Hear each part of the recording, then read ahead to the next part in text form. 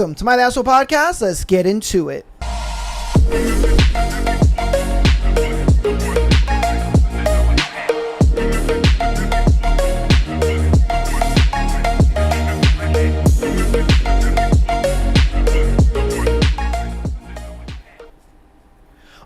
Welcome to my Asshole Podcast.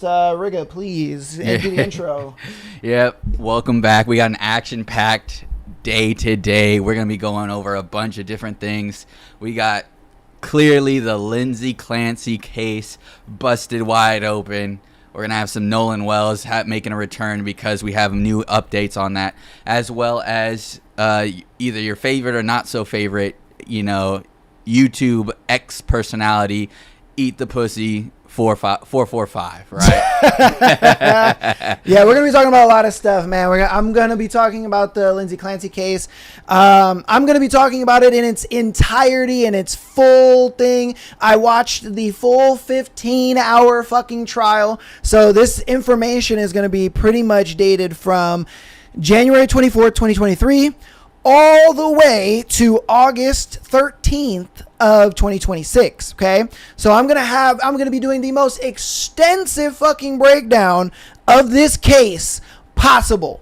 So I'm gonna be debunking all the bullshit. I'm gonna be I have names, dates, times, all that stuff. We're gonna be getting into it. We'll also be getting into the Nolan Wells stuff. His friends did come out and his friends came out and talked about, what happened that day, a little more information and stuff like that. So we're gonna have a lot going on. The EDP stuff, I still don't know about that. We'll probably watch the documentary and stuff. But without further ado, bro, let's just get right on into the fucking into the Lindsay Clancy stuff. So we have a lot, bro. I took a lot of notes. We're going to be going through it extremely detailed. So this comes from the original search warrant material. This comes from police accounts. This comes from evidence that's come out in trials, as well as I'll show you guys all my sources down at the bottom. Sorry, I'll go ahead and get down there and cite my sources. The lawsuit's also in there, I believe. Yes, the lawsuit is in there. So again, I have the search warrant applications, the affidavit, the search warrant and court documents, CT Insider, WBUR, WCVB, REV transcripts. Obviously, they are the ones that did a lot of the transcripts for the trial itself. We have Boston Globe, People, CT Insider, AP, CBS News and AP. Court TV is where I watched all of the coverage. Unilad, The Sun, CT Insider again, People, Court TV, WBUR, AP, and CBS News. So again, through all of that, this is going to be the most extensive fucking breakdown, all right? So, here we go. So we're going to go through, we're going to start with Patrick's timeline. I want to make sure to start with his timeline so that way we can kind of debunk that and get that out of the way first. So again, on January 24th, police received Patrick's 911 call at approximately 6:11 p.m. reporting that Lindsay had apparently jumped from a second-story window at their Duxbury home. All right. When officers arrived, Lindsay was outside, seriously injured. Patrick was there with her. Patrick told police that he had returned home after going out to pick up food and medication. He found Lindsay outside and noticed blood on the open bedroom window. So he called 911. While officers were initially dealing with Lindsay, Patrick went inside to check on the children. That's when the situation changed dramatically. He went into the basement and discovered 3 children unresponsive. That is why you're hearing now in the trial that just happened, or the testimonies that just happened, that the 911 call was extremely gruesome and that he was screaming. He even dropped the phone. They believed like the whole thud in the call was him hitting Lindsay, but that was obviously debunked. The police were later said that what happened was he was so shocked he dropped the phone and there was a thud and the 911 operator was like, what the fuck is going on? Yeah, because the first responders were there on scene by the time he had went to go see his children. So, exactly. Yeah. Exactly. So he was still on, even though the police were there, he was still on a call with the 911 operator. Yes. Just to make sure that was clear. Okay. So Okay, he went into the basement and discovered 3 children unresponsive. Officers heard Patrick screaming and went into the house. The children had exercise bands around their necks. Cora and Dawson were pronounced dead at the hospital. Callan was transported to Boston Children's Hospital, but subsequently died. Patrick's reaction was captured in the 911 response and later became trial evidence. An officer testified that Patrick screamed that Lindsay had killed the children after discovering them. That is kind of what led to the thump not being him hitting her. That led to the thump being more of he dropped the phone. Right. Okay, so did police investigate Patrick? Yes, they absolutely did. They investigated him. He was not a suspect, okay? That's what a lot of people are getting wrong. A lot of people are thinking that he was a suspect in this case, and that's completely wrong. He was just investigated in this case. So what did they investigate? Investigators didn't simply accept Patrick's story and walk away, as they should. That night, Massachusetts State Police detectives interviewed him at the hospital. According to the search warrant affidavit, Patrick told investigators he had been home for most of the day. He left the house to go to 3V, a restaurant, and CVS for the medication. He returned home afterwards. He found Lindsay outside. He called 911. Lindsay had previously told him she was experiencing suicidal thoughts and thoughts about hurting the children. We'll get into that later. She had sought psychiatric treatment and had been hospitalized at McLean Hospital earlier that month. Okay. Now we're going to go through Patrick's entire fucking timeline. All right. We're going to go through his timeline minute by fucking minute. I have what Patrick was doing, what Lindsay was doing, and then obviously who said when what establishes why I'm saying what I'm saying. So we have 8 a.m. Patrick remained home with Dawson and Callan while working remotely. Lindsay took Cora to a doctor's appointment. That was Patrick's 2026 trial testimony. So then 8:17 a.m., Patrick texted Lindsay a picture of Dawson. Lindsay replied with a picture of Cora at the doctor's office. That was, again, Patrick's 2026 trial testimony. 8:30 a.m., Patrick began working from his basement office. All right. Lindsay and Cora returned. Lindsay spent the day with the children. That was, again, his 2026 trial testimony. Okay, the morning into the afternoon, Patrick was working from home and occasionally went upstairs. Lindsay played with the children, including playing outside in the snow. Patrick testified she appeared happy and in a good mood. All right, that's Patrick's testimony. Okay, we're going to fast forward to 4 o'clock in the afternoon. Patrick was still home. Lindsay searched her phone for children's Marilacs, then searched for the 3V, and used Apple Maps to check the routes in order to, order the food. That was from phone evidence in the prosecution's investigation alongside the police. Okay. We have 4:47. Patrick is still home. Lindsay called a Kingston CVS asking about children's Marilacs. This comes again from the phone records and prosecution's evidence alongside the police. So, 4:53, Patrick received Lindsay's text asking about getting takeout from the restaurant. Lindsay texted that she hadn't cooked and it had been a long day. That comes from Patrick and Lindsay's phone records. That's not just from Patrick's phone. That's from both of their phones to confirm that that was an actual text that was sent. Okay, then we have 5:06. They texted about what they wanted for dinner. Lindsay chose a Mediterranean bowl. Patrick chose scallop pork belly risotto. That was through the trial testimony. They then later confirmed that through his receipt. Okay, they had his receipt in the trial that confirmed that he had bought exactly that, and it was purchased by Patrick using his credit card. Okay. Then we have 5:10. Patrick was preparing to leave. Okay, Lindsay called the restaurant and placed the order. That comes from the restaurant phone evidence. So when the investigators went down to the restaurant, they asked if this phone and order was actually placed by Lindsay or was it placed by Patrick. So they said that it was placed by Lindsay. So then we have 5:15. Patrick left the house. He said he briefly rocked Callan, kissed Cora, told the children he'd be right back, and left to get the medicine and dinner. Lindsay remained at home with all 3 children. Again, that is Patrick's testimony and the prosecution's timeline. This is 5:15 to 5:32. Patrick was driving to Kingston CVS. Lindsay was alone with the children. Patrick's route and timeline via his GPS data confirmed that. Okay. A lot of people said that he went to the restaurant first, then CVS. That's a lie. He actually went to the restaurant, then he went to CVS. He never went home in between the CVS and the restaurant. People were saying that he went home. That is a lie. Okay, if anybody's sitting there telling you that bullshit, that's a lie. Okay, he did not go home. He went from the restaurant to the he went to the CVS, then he went to the restaurant, and then he went home. Okay. So we have 5:32. Patrick enters the CVS. Surveillance shows him going to an aisle 20. The children's medication. Lindsay remains at home. That's from the police search warrant affidavit. Okay, so the police went to CVS and got a search warrant to go ahead and search their cameras. Patrick calls Lindsay because he can't find the exact medication. Lindsay doesn't initially answer. That comes from the phone records. He called her a total of, I think, 4 times. 5:34, Patrick receives Lindsay's call back.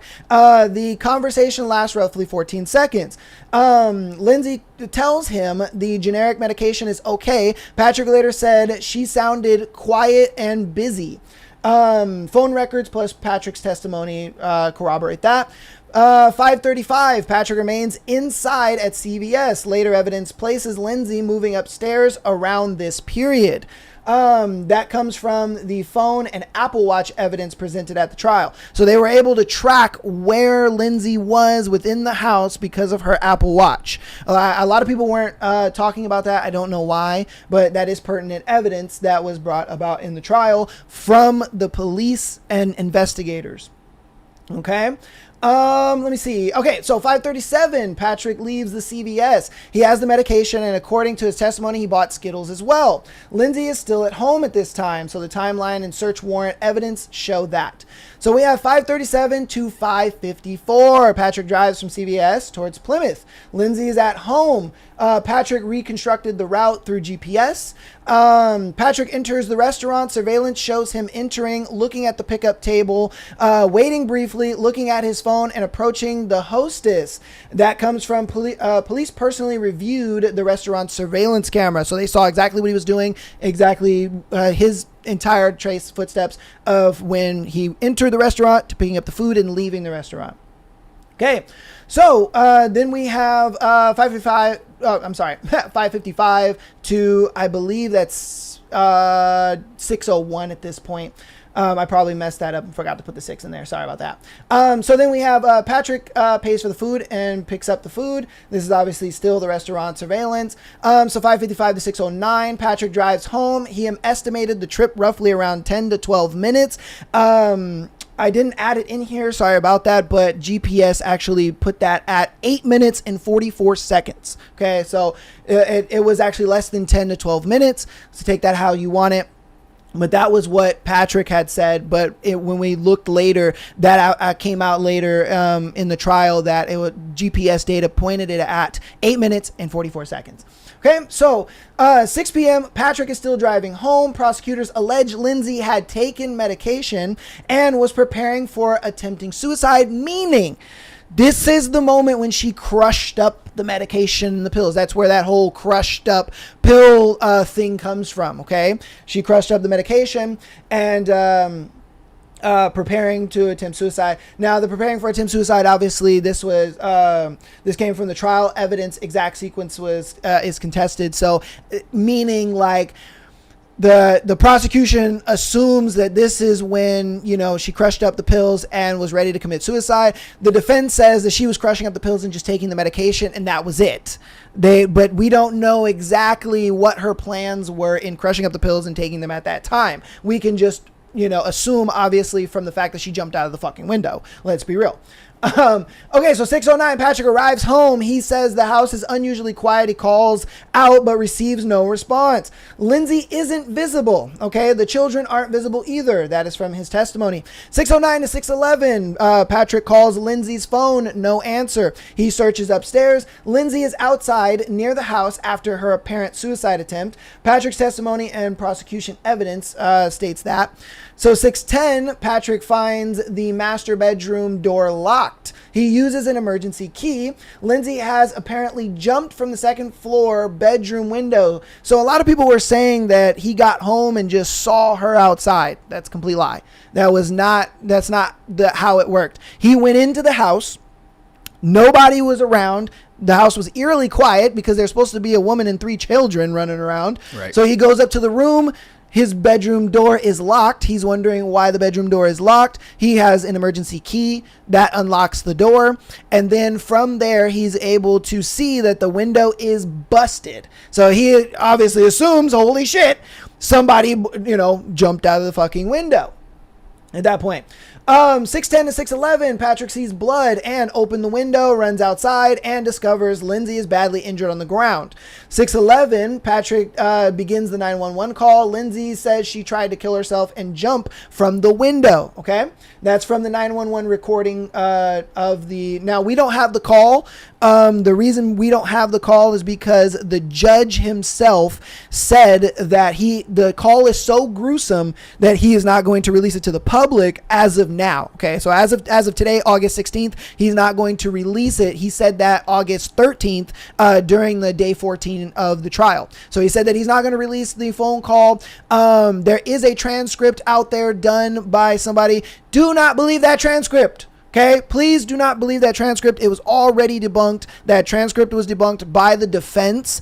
The defense said that the transcript that is apparently leaked, that is completely false and fake. That was something where somebody went to the trial, heard the transcript, and they were writing down what they thought they heard Patrick and Lindsay saying over the phone. Okay, so I'm just going to put that out there now. Again, believe it. How are you going to believe it? Okay. So immediately afterwards, Patrick enters the house and goes to the basement while still connected to 911. Remember I said there was that thump in the 911 call, okay? This is where that comes from. He finds Cora and Dawson and Callan unresponsive with the exercise bands around their necks. That is when he then screams and drops the phone. And that's where the thump comes from. And a lot of people were saying, oh, he hit Lindsay. No, he didn't. He didn't hit her. What had happened is he dropped the phone and the phone hit the ground. And that's when they were like, sir, are you still there? So, and that, again, that comes from the 911 call and the police testimony. So minutes later, Patrick screams for help and attempts to revive the children and removes the exercise bands. That is why his DNA was on the exercise bands. Okay, his DNA was on the exercise bands because he tried to remove the exercise bands off of the kids' necks. All right. And obviously that was when the first responders had arrived. 911 police testimony. He was still on the 911 call at this time. Okay, even though the first responders were still there, he was still on the phone with the 911 operators because the 911 operator is still like, hello, sir, are you still there? Are you still there? I can hear things going on. Is everything fine? So again, 911 is still on there even though the first responders have arrived. Okay, so after the police arrives, Patrick tells officers she killed the kids. Okay, Lindsay is taken for emergency medical treatment. That is from the officer's testimony that brought her to the hospital. Okay, 7:28 p.m. Patrick is at the hospital /scene as emergency treatment is continued. Cora and Dawson are pronounced dead at this time as their third child is still fighting for their life. Okay, and that contemporary timeline just meaning that not only did the prosecution agree to this piece of evidence, as well as the defense agreed to this piece of evidence, and the investigators agreed to this piece of evidence, okay? That Cora and Dawson were pronounced dead, and the third child was still alive at this moment, fighting for their life. Later that night, investigators began interviewing Patrick and reconstructing his movements. So that's when investigators then began to start looking into his timeline and what he said. So police actually checked Patrick's alibi. Okay, this is probably the strongest evidence against the idea that investigators simply took Patrick's word for where he was, like we stated earlier. Okay. Investigators went to the restaurant that night and obtained the surveillance information. They determined that Patrick had gone there after leaving the house. Investigators also obtained the restaurant receipt. Remember, I said that he had the receipt confirming what he ordered and if it was Patrick that bought it. Okay. So they have the receipt, which showed his purchase. The surveillance video showed him entering, waiting, looking at his phone, and picking up the order and leaving. Okay. Then investigators went to CVS. They obtained the surveillance video there as well. The footage showed Patrick entering the store, going to the children's medication aisle, spending a short time there, going to the register, and leaving. Investigators also documented that a woman had called the CVS asking about children's laxative before Patrick arrived. Who was that woman? That was obviously Lindsay at this point. So investigators merely weren't saying Patrick says he was at CVS, therefore he was at CVS. They were doing exactly what you expect in a homicide investigation. They verified the timeline independently at this moment. Okay, we're still in 2023. Okay, guys, we're still in 2023 at this point. So we're now in January 25th, 2023. Investigators are going over the timeline. They confirmed the timeline at the end of January 25th, 2023. They confirmed Patrick's timeline. The timeline that we went over minute by minute, they confirmed that timeline the next day. Okay. Why was Patrick's timeline important? Patrick's movements put him away from the house during the critical period. The prosecution's theory is that Lindsay waited until Patrick left and then killed the children. The prosecution now agrees that she deliberately created an opportunity by having Patrick leave to get food and medicine. In the defense, meanwhile, isn't really disputing that Lindsay physically killed the children. It's an argument their argument is essentially, yes, Lindsay killed them, but she was experiencing postpartum psychosis and therefore is not criminally responsible. So people that are sitting there saying, Patrick killed the kids, bro, Patrick killed them, even the defense is saying that Lindsay killed the kids, guys. Patrick never, not once, was a suspect or even looked at as being the ones that killed the kids. Okay. The prosecution, the defense, as well as the investigators all agree that Lindsay is the one that physically killed the kids. She put the exercise bands around their neck and strangled those kids to death. Okay, so I do not want to hear this bullshit if Patrick did it, bro. Oh, well, that's suspicious. Patrick probably... No, he didn't. Everyone agrees that Lindsay did this. Okay, that's just the way that goes, bro. All right. So now we're going to get into the postpartum psychosis, because this is where the defense claimed that she is under postpartum psychosis. All right. So this is what's actually true when it comes to the postpartum psychosis argument. Okay, Lindsay was not diagnosed with postpartum psychosis before the killings, okay? Like many people try to blame here on TikTok. I can't stand the idiots on TikTok that sit there and say, oh, bro, you don't know nothing about postpartum psychosis, bro. Oh, that's da-da-da-da. No, bro, you're retarded. Shut up. All right? So we have testimony by her doctors. Okay, so this is strongly supported by the testimony from the psychiatrist who treated her in January of 2023. Remember, we're still in January 2023, guys. So Dr. Alia Goodhart, a psychiatrist who treated Lindsay during her 5-day stay at McLean Hospital from January 1st to January 5th, 2023, testified that she diagnosed Lindsay with major depression disorder, severe without psychiatric features, meaning that they were like, she has severe depression, severe anxiety, which are common in postpartum psychosis. So I understand why people may have believed that. But that is also a symptoms of the recovery phase of that. We went over that last week, if you remember. Okay. So she says that since it was without the psychotic features, not postpartum psychosis. I'm sorry. Goodhart said Lindsay wasn't exhibiting signs of psychosis during that hospitalization. So meaning they kind of ruled it out. They were like, it could be because of these symptoms here, but at the same time, we're not going to fully say that that's what it is. Okay, so another psychiatrist, Dr. Jennifer Tuffets, likewise testified that Lindsay had depression and suicidal thoughts, but didn't display psychiatric symptoms while she was treating her. Okay, so this was obviously the psychiatrist she saw after. Okay, so after Alia Goodhart, she then saw Jennifer Tuffets. And even Jennifer Tuffets even also said, no, we ruled postpartum psychosis out just for the simple fact that we didn't see anything that led to something that severe. Like, sorry to say it just didn't. We didn't see anything. Okay. But the defense is absolutely is arguing postpartum psychosis now. Lindsay's attorney, Kevin Redden, explicitly argued postpartum psychosis in the opening statement of 2026 murder trial. Reiterates, I spelled that wrong. Reiterates reports that the defense's position is that Lindsay suffered from postpartum psychosis and that ineffective treatment contributed to her condition. So here's the defense's timeline of why the killings happened. Okay. They believe that Lindsay had a severe mental illness. It wasn't properly recognized / treated. Medications may have worsened her condition. She developed postpartum psychosis.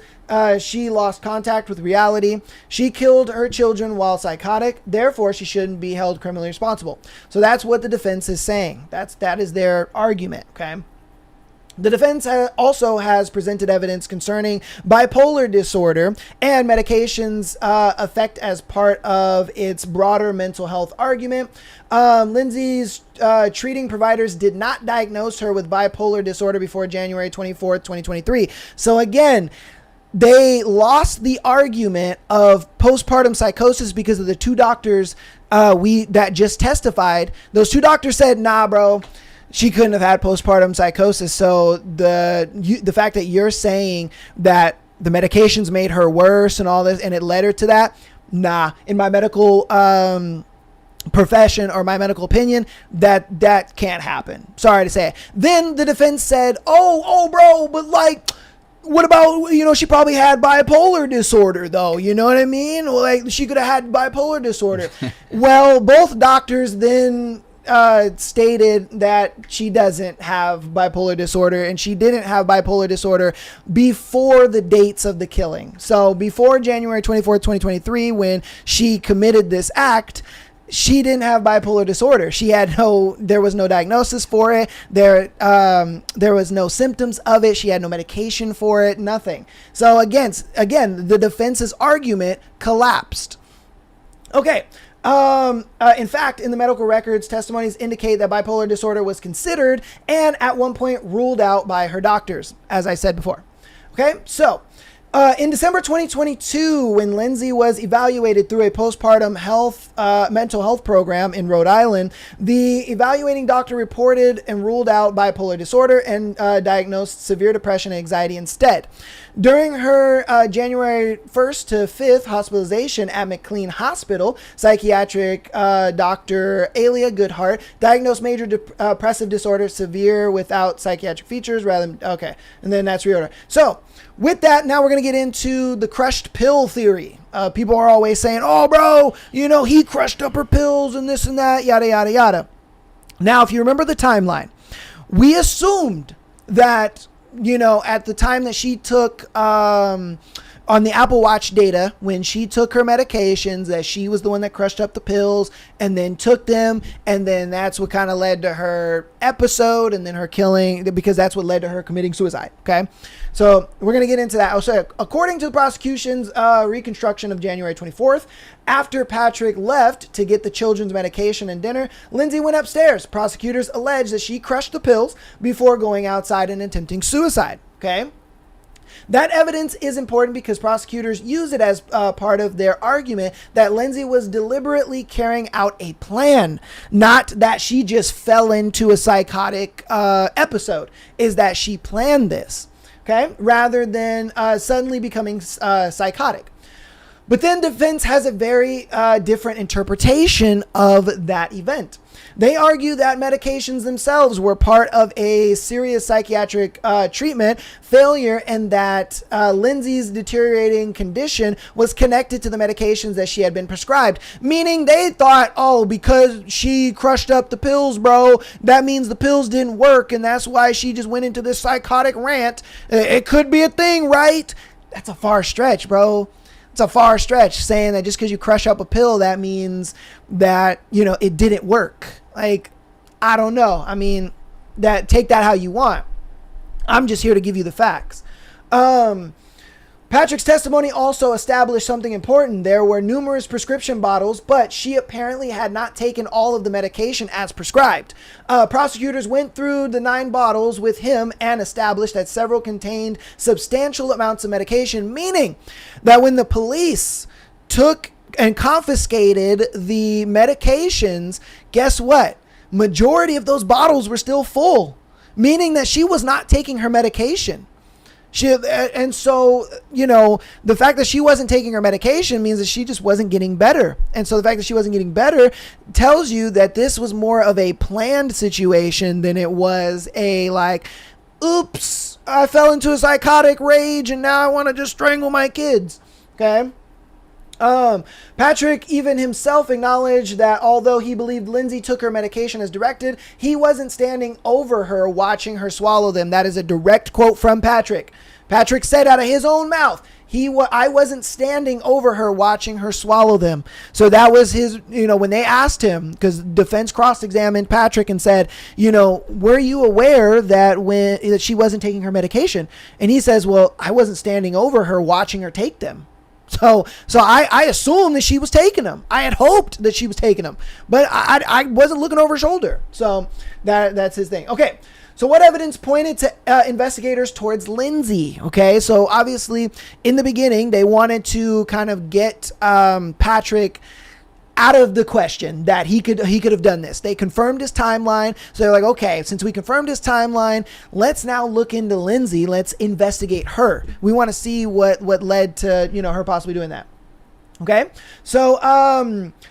So what about Patrick tampering the medication? So we're going to go into that. So there have been allegations and questions about Patrick's involvement with Lindsay's medication, but I didn't find any evidence establishing that Patrick secretly altered, crushed, substituted, or otherwise tampered with her medication.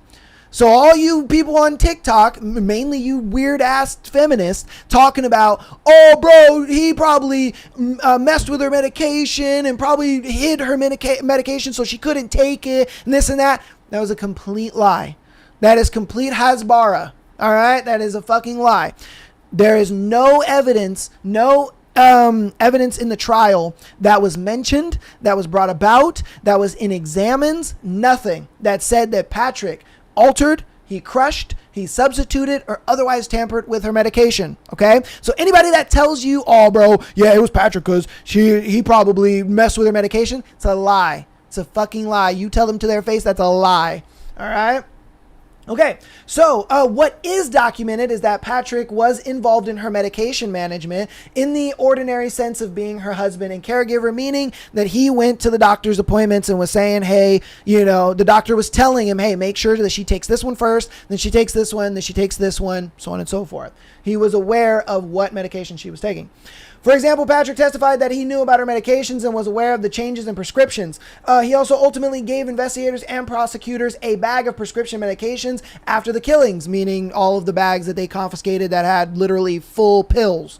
And there's a testimony that Patrick called the hospital on December 30th because Lindsay wanted that's supposed to be in-person treatment, meaning she didn't want to go to the hospital. I'm sorry. That's supposed to say wanted not in-person treatment. Sorry. A psychiatrist nurse testified that Patrick said that Lindsay was safe but wanted to go to McLean.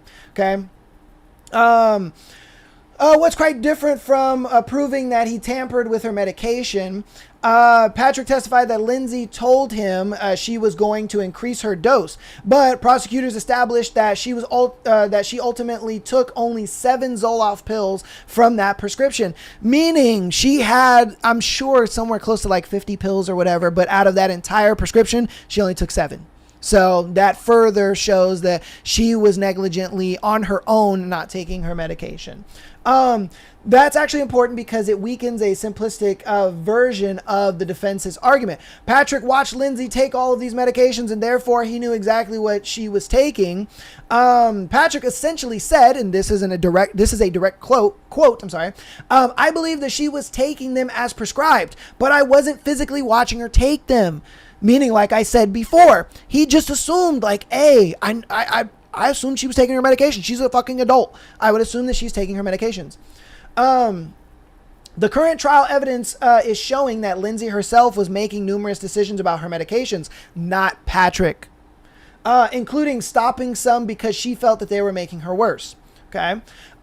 In the defense, the defense is arguing that the medical providers failed to recognize and appropriately treat her psychiatric conditions, and that the medication regimen contributed to her deterioration, meaning that she had so many cocktails and concoctions that she was mixing them all together and didn't know which ones helped certain symptoms, if you will. Okay. So that was the defense was saying. The defense was saying, bro, Lindsay had so many cocktails from so many different doctors, she couldn't have known which ones to take. So, why not err on the safe side and not take any of them is kind of their argument. Okay. Okay. The prosecution's response was she wasn't actually taking many of these medications consistently. She was functioning normally.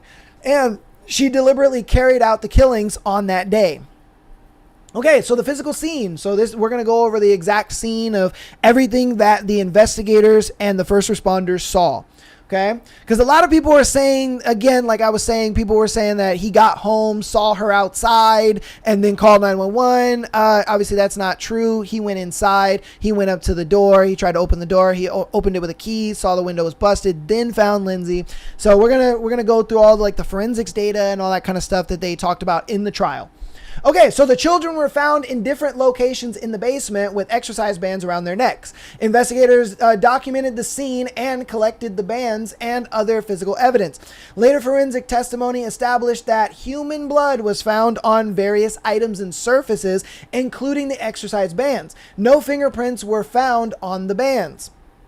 Lindsay, meanwhile, was found outside beneath the bedroom window with injuries consisting with an apparent suicide attempt. At that time, remember, we're still in January, guys. Okay, we're still in January 2023. So at this time, when the forensics team got the bands, they didn't find any DNA evidence of Patrick or Lindsay at the time. Those were the only two subjects they were looking for when they looked at DNA evidence. And so that's where this comes from, okay? Because I know they later said that Patrick's DNA was on the bands and they were there because he removed them off the kids' necks. But the thing is they didn't find that till later on. They didn't find Patrick's DNA till later on, okay? So, all right, let's see. Okay, so Lindsay, meanwhile, was found outside. Okay, that's the parent. Okay, so Patrick told investigators that Lindsay had previously told him that she was experiencing suicidal thoughts about hurting the children, and serious psychological distress. And that comes from, obviously, when she talked to the doctors and all that kind of stuff, or the psychiatrists. That's why he knows that piece of information, and he just relayed that to them. And she had already been hospitalized at McLean Hospital early in January. Those statements were significant because they provided investigators with a potential explanation for why she might have killed the children. Then investigators started examining Lindsay's digital evidence, okay?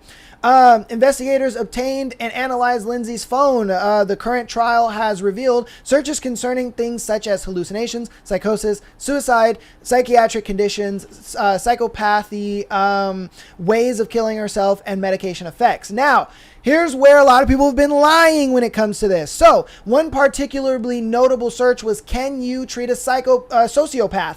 Not what is a sociopath or how to be a psychopath. Everybody, look, I was on the side where people were saying, oh, Patrick didn't do this, Patrick didn't do this. And she was searching up how to be a psychopath and how to do this and how to do that. No, bro, y'all were both lying. Y'all were both lying, okay? Because you had the people who were for Lindsay were saying, what's a sociopath? Because she wanted to look up what's a sociopath to see if she could, paint Patrick as a sociopath, pretty much. Like everything that he was doing, tampering with her medication and this and that, what's a sociopath. Then you have the other side, who is on our side, that believe Patrick was innocent in this whole thing. You're saying how to be a psychopath, meaning nah, man, she was looking up how to be crazy and this and that so she can get away with it and blame Patrick. Bro, y'all both were wrong, okay? The court testimony says in her phone, it's, can you treat a sociopath? Okay, so if anybody tries to sit there and try to tell you, oh, bro, no, it was what's a sociopath and, how to be a psychopath, bro, that's lies. Fucking lies, okay? Prosecutors say occurred 4 days before the killings. So she looked all that stuff up 4 days before. So I'm January 20th, pretty much, of 2023. So the prosecution views these searches as evidence of planning and consciousness of what she was doing, meaning that since there were active Google searches, she was planning this shit out. In the defense, though, the same broader body of evidence as evidence of severely deteriorating mental state. So they're still saying, nah, bro, she was being crazy and she wanted to look things up. Okay. So now let's get into the voices. Okay. So everybody was saying that she was hearing voices and, oh, that was Patrick's voice and this and that. We talked a little bit about the voices last week, on our episode. So I'm going to do an entire deep dive. And then this is where we're going to kind of bring it into the trial now. Okay, so the voices issue. Patrick did eventually tell investigators / others that Lindsay said that she heard a man's voice telling her to kill the children and herself. But that wasn't something Patrick initially told the police at the crime scene. Why, though? Why would he do that? The evidence currently presented at trial indicates that Lindsay told Patrick about the voices after the killings, and specifically after Patrick had already spoken with the investigators. Meaning when the first responders came and the police came, he told them everything, this and that. They left. Then Lindsay was just like, oh yeah, I heard voices and this and that. So Patrick knew really nothing about these voices. Nobody really knew about these voices. This was kind of something that Lindsay kind of just threw in there. And we'll go over where she got the voices and things like that from. Okay. There has actually been testimony during the current trial about a theory amongst investigators that Lindsay's defense psychologist might have influenced her to say that she heard voices. Meaning that when the defense was meeting with their psychiatrist witness, they were kind of telling her, hey, if you want to play this psychosis angle, say that she heard voices. You can't really dispute that. Why? Because there is no evidence proving or denying that somebody heard voices. You just can't prove it. And so, or you can't debunk it either.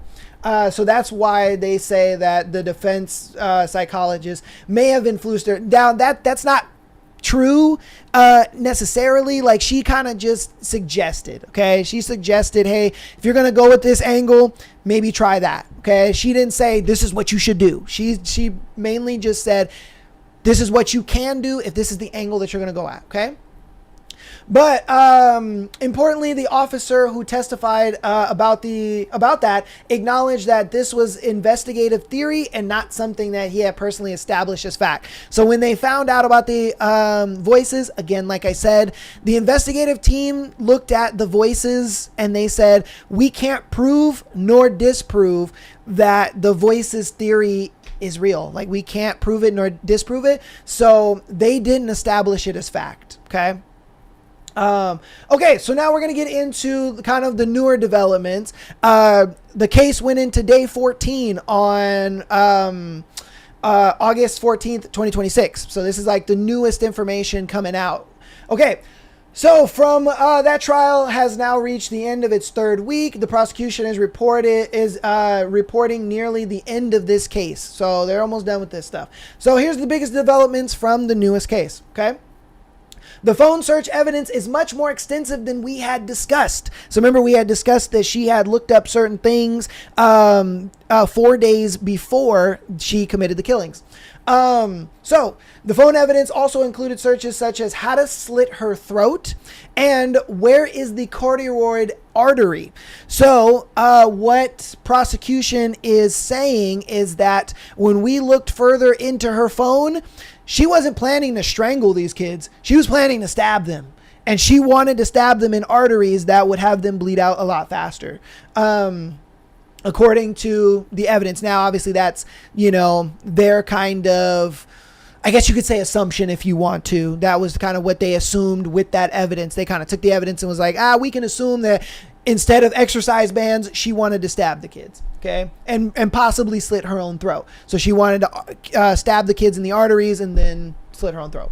That's important because it gives the prosecution substantially more material for its argument that Lindsay was researching these subjects before January 24th. And we know that she was doing it on the 20th. Okay, while the defense can argue that the searches demonstrate how severely disturbed and frightened she was becoming, Lindsay's private journal entries have now been shown to the jury. Okay, on August 13th, investigators testified about a journal entry from October 25th, 2022, in which Lindsay wrote about feeling depressed and disconnected from her youngest child, Callan, and feeling that she couldn't parent him the way that she had her older children. So she was kind of thinking about offing her kids back in October 25th of 2022. Meaning that this wasn't just she thought about it in the beginning of January, searched up everything on the 20th of January, and then did it on 24th of January. Nah, bro, she's been thinking about this for months. Bruh. All right. So that is potentially significant because it gives the jury Lindsay's own contemporaneous words months before the killings, rather than later psychiatrists' interpretation of her mental state. Meaning a lot of the psychiatrists that came up and were just like, oh yeah, well, when we looked at her between January 1 and January 5, well, the fact that she had all this kind of going on far before and we didn't even know and no one said anything about it, that would lead us to believe that honestly she planned this. This was not a thing of like, oh yeah, no, she was just this was a happenstance. Like, nah, she had planned to do this. Okay, so let's get back into the voices thing, okay?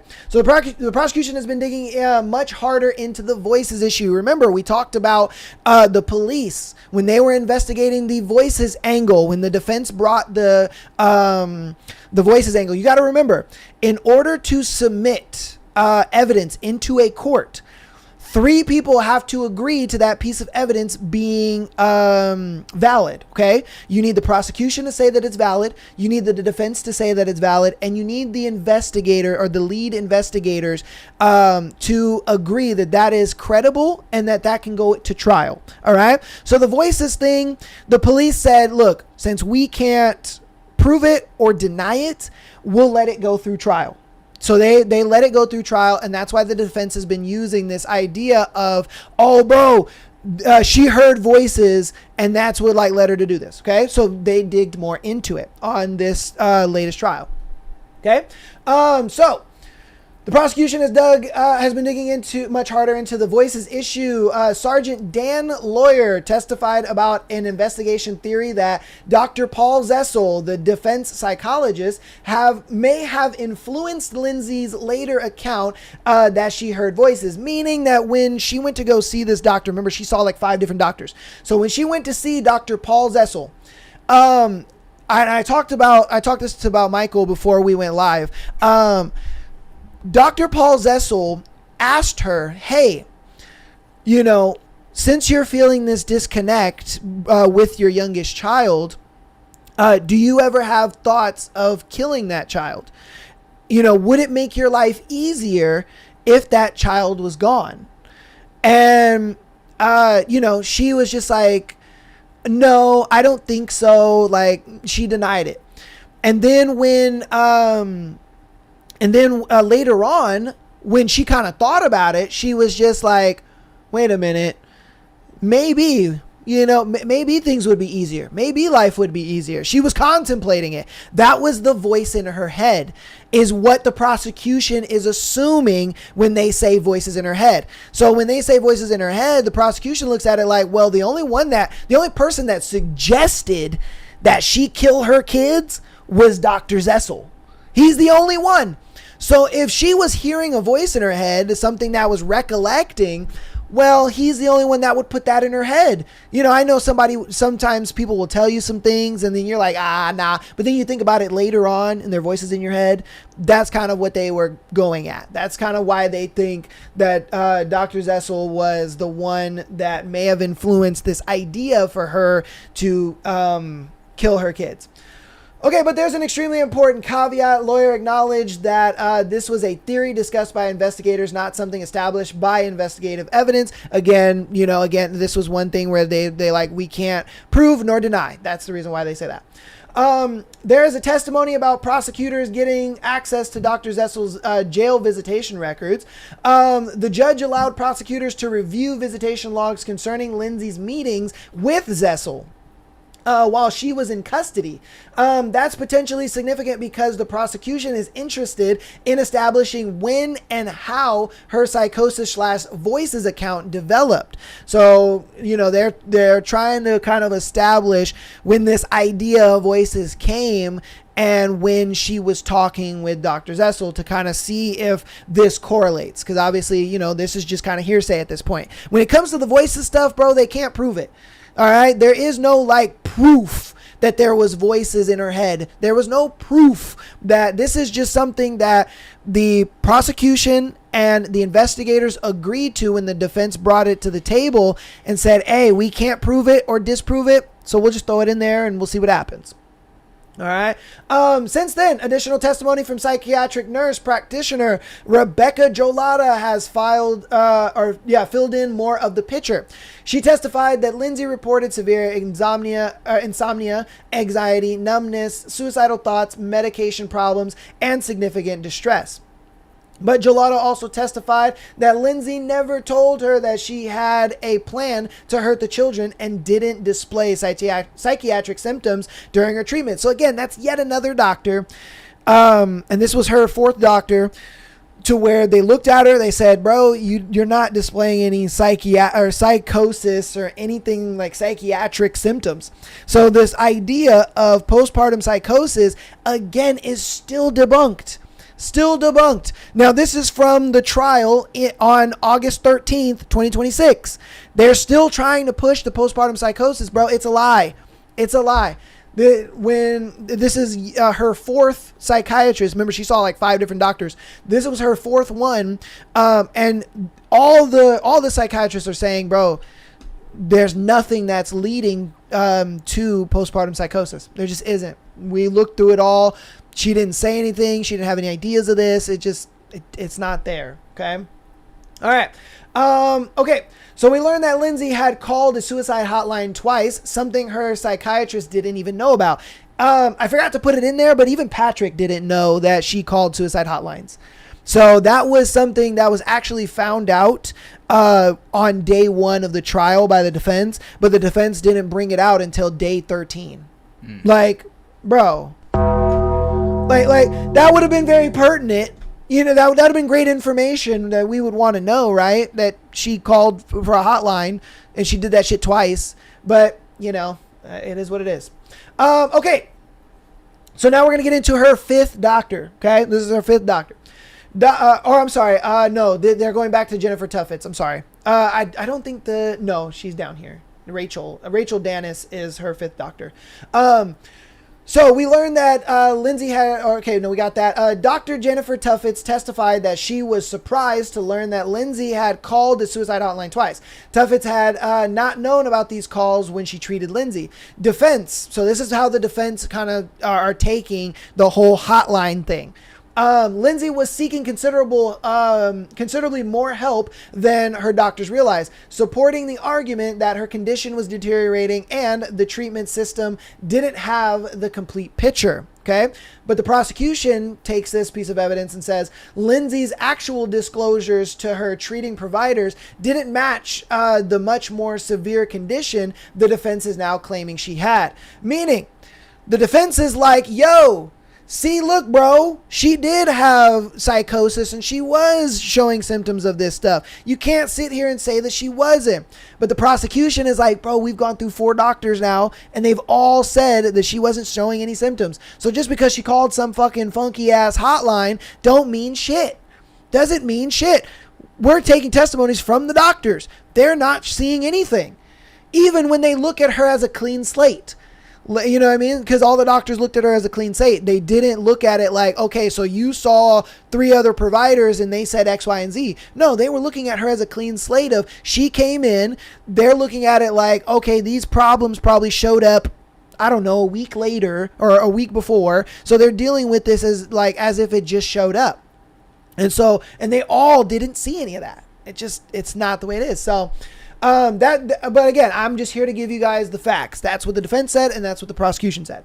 So I looked specifically for concrete evidence about Patrick and his current wife. Okay, so we're going to get now into the debunking of his current wife. Okay, a lot of people were saying, oh, he met her that same year. He met her a month later. He met her this and that. Like, miss me with all that bullshit. We have an exact timeline of the events that happened after the killings and everything happened. Okay, so I looked specifically into this, and his current wife, Dr. Rachel Danis, got together. So now, when I said Dr. Rachel Danis, she was actually a doctor that looked at Lindsay. Okay, I don't know if they're gonna bring her into the trial. I don't know that for sure, but the thing is Dr. Rachel Danis was one of the doctors that looked at Lindsay. She just hasn't testified yet. Reasons why, I don't know. Okay, I don't know. So just know that she is a doctor that did look at Lindsay. She just hasn't testified. We don't have any testifying from her or anything like that. Okay, because of online claims ranging from 2 weeks later to a month later or a year later. So that's me pretty much saying that online people are saying that he met his new wife 2 weeks later. He met her a month later. He met her a year later. But nobody's actually giving facts to their claim of he met her so early. So what can we establish from that? The strongest public reported timeline that I can find is January 24th, 2023. Lindsay killed the children and Patrick discovered them. Around May 2023, Patrick moved to Manhattan, roughly 4 months after the killings. The New York Post says this is based on public records. So the reason I know that around May is when Patrick moved there is because he did an interview with the New York Post about the killings earlier that year. Okay. He had not met his wife at this time. Okay. He had not met her. He just went to Manhattan. New York Post was like, hey man, we want to cover this story. Can we get your interview? And that is it. That's all that happened. So later that year, then we're going to fast forward to November 2025. Now, this is 2 years later. Okay, this is 2 years later. Patrick and Rachel were publicly photographed together at the New York City Marathon. The post says social media photographs also shows them attending the same Barry's workout class. Now, we can't establish that they were dating at that time. We just knew that they knew of each other at that time. But again, you can't sit there and say that, oh, he met her 2 weeks, man. He met her a month later. He met her a year later, when that at minimum, okay, at minimum, he met his wife in November of 2025, okay, from verified evidence. So let's get to April 2026. Patrick and Rachel married in Central Park. Multiple reports identify April 2026 as their marriage date. And then July 2026, Patrick remarriage became publicly known, and Lindsay's trial and the defense attorney Kevin Reddington mentioned that Patrick had remarried and has a family. Okay, so Kevin Reddington was the one who pretty much pushed out that hasbara of like, oh bro, look how fast he got remarried, when in reality, bro, it took him 2 years to get remarried, bro. Like 3 years actually, because they were dating for what we can assume is what, less than a year, from November 2025 to April 2026. That's less than a year, bro. I don't know, quick math, how many months is that? Yeah, it's about five. Okay, so it's like, dude, like, how can you sit there and say like, oh yeah, bro, he remarried so quick? You're like, come on, man, it makes no sense. All right. There's also something interesting about Patrick's own testaments. Own statements. I'm sorry. In 2024, New Yorker interview, Patrick said that he and Lindsay had little contact for roughly the first year after the killings, and then began communicating more frequently, meaning that even after the killings, he and Lindsay were still talking. They were still talking. Like, they didn't talk about this in the trial. I don't know why. Because my thing is, I'm like, bro, the defense attorney wants to harp so hard on like, oh, bro, he did this and he did X, Y, and Z. But it's like, bro, he was still talking to her even after the killings. What they were talking about, we don't know, because obviously we don't have phone records of that or anything. But, bro, it shows that he was even talking to her. So here's the timeline of how he met his wife. So we have January 2023, children's death. May 2023, Patrick moves to New York City. Then November 2025, Patrick and Rachel are publicly seen together. Then we have April 2026, they get married. And then July 2026, the remarriage publicly discloses in court. All right? And that's the facts, niggas. That's the facts, bro. That is the facts all the way from January 2023 all the way to August 13th, 2026. That's the facts. All right. I debunked a lot of stuff, went over a lot of stuff. Again, you know what I mean? I'm going to clip this and post this on YouTube later today, so that way you guys can have this. And when people want to sit there and give you the hasbara, you can fucking tell them, hey, shut up. Shut up. You know nothing. All right. But yeah. What do you think about everything, Rig 4? Yeah, I mean, we kind of did similar research where I wasn't able to watch the full trial, but I had it in the background when the different companies, the different news reporting stations went live. So I was following along as best as I could. So when people kept coming into the comment section, sending comments or sending DMs, sending whatever, saying, you don't know what you're talking about, and the husband did it, Patrick's this, Patrick's that. I just kind of looked at it like a brain dead monkey trying to speak its facts. Yeah, trying bro. to make sense of rocket science, because at the end of the day, right, we very clearly saw early on in the trial, in any piece of evidence, any video, any explanation of the case, that Patrick was not a suspect. He was investigated because that's what happens. Mm-hmm. Witnesses get investigated, suspect get investigated, right? Yeah. However, you will be named a suspect and incarcerated if you are a suspect. Yeah. He was never, nothing of the sort was ever brought to Patrick Clancy at all, right? And that's where for me, I kind of just got tired of fighting the same fight over and over again to the brain dead feminists and the brain dead exactly. monkeys that would come into the comment section saying, oh, well, Patrick, he said something. And it's like, motherfucker, he's in the trial. He's a part of the trial. He's a witness. That, like you said, it was in the opening statements that the defense counsel was like, yes, Lindsay Clancy killed her kids. Yes. We are just trying to figure out if she should be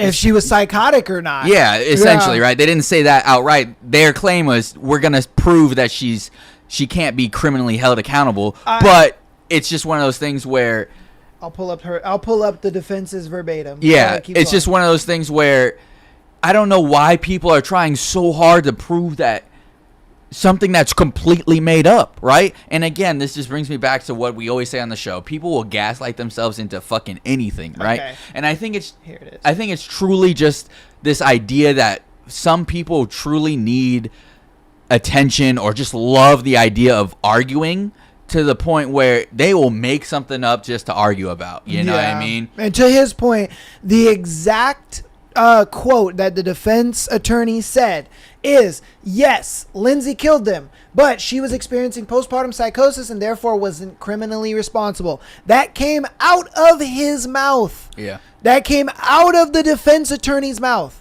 So you can't sit there and say that Patrick did it when the defense, her defense, is saying, yes, she killed him. Yeah.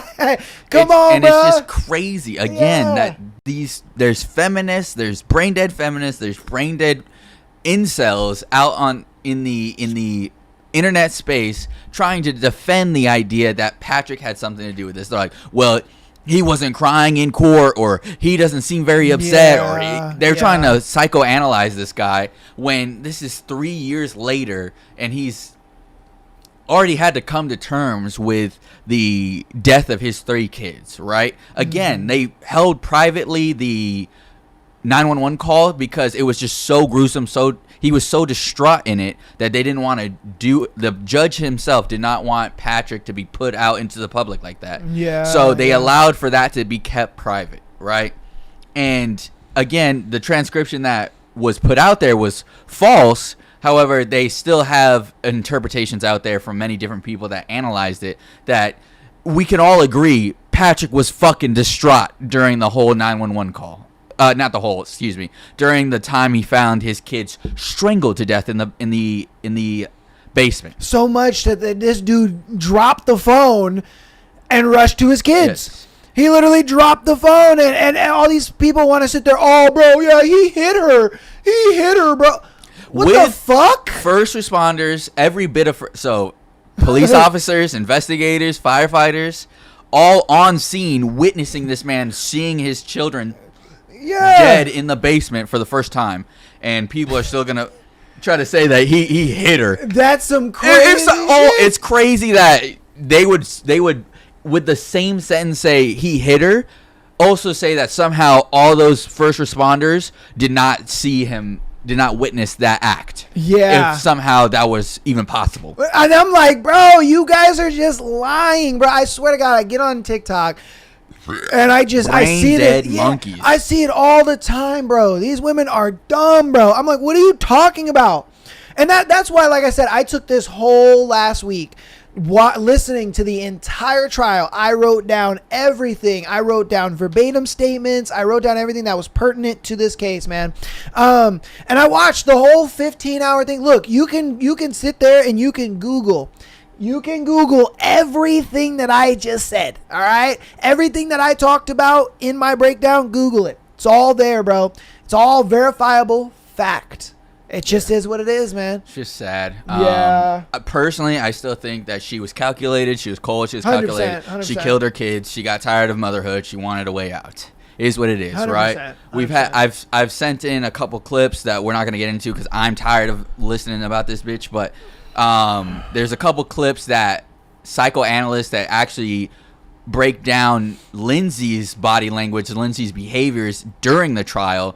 Because a lot of people are like, oh, she feels bad for what she couldn't help control during the trial. Her breakdown in the courtroom was absolute bullshit, theatrical bullshit, her cry for attention. She wanted to drum up this big scene so that way she can be more so exposed to the idea of, I had no idea what I was doing. Now that I'm hearing it, reliving it, it's so traumatic for me. Yeah. It's just all manipulation. It's all bullshit. She should just be held accountable and we should move on. I mean, dude, honestly, look, people are overanalyzing this case far too much. Yes. And who cares if she was crying in the court case? Who cares if she was tilted to the left or some shit? It does not matter. What matters are the facts and what we know and what has been said. I don't care. I don't care what if you're a fucking nurse. I don't care if you're a fucking psychiatrist or you're a doctor or whatever. I don't give a shit, bruh. I don't care about any of that. What I care about is the facts. What actually happened? What was actually said? I don't give a shit about, Lindsay twitched at this. Who cares, bro? And that's what I mean is people are over analyzing this case and they're just bringing light to stuff that doesn't matter. It doesn't matter at all. Who cares about that? And that's why, like I said, in my breakdown, I went over like the facts, the evidence, and what we know. And I did it starting from the beginning all the way to where we are now. And honestly, there was a lot of information in there that I had never seen anybody say online. And I was just like, wow, people are really not looking at this case properly. They're just looking at what fits their narrative and how they can spin it. And that to me, I just think is ridiculous. So that's why I was like, you know what? Nah, we need to tell the truth. Fuck all these bitches that are talking on TikTok. Oh, well, she said this and she said that, and I'm a survivor, and I don't care, bro. I don't give a shit. I really don't anymore. Like, that breakdown is going to be the most detailed breakdown of this entire case. And I stand by that. I fucking stand by that. And I'm going to keep updating it as this bullshit goes on.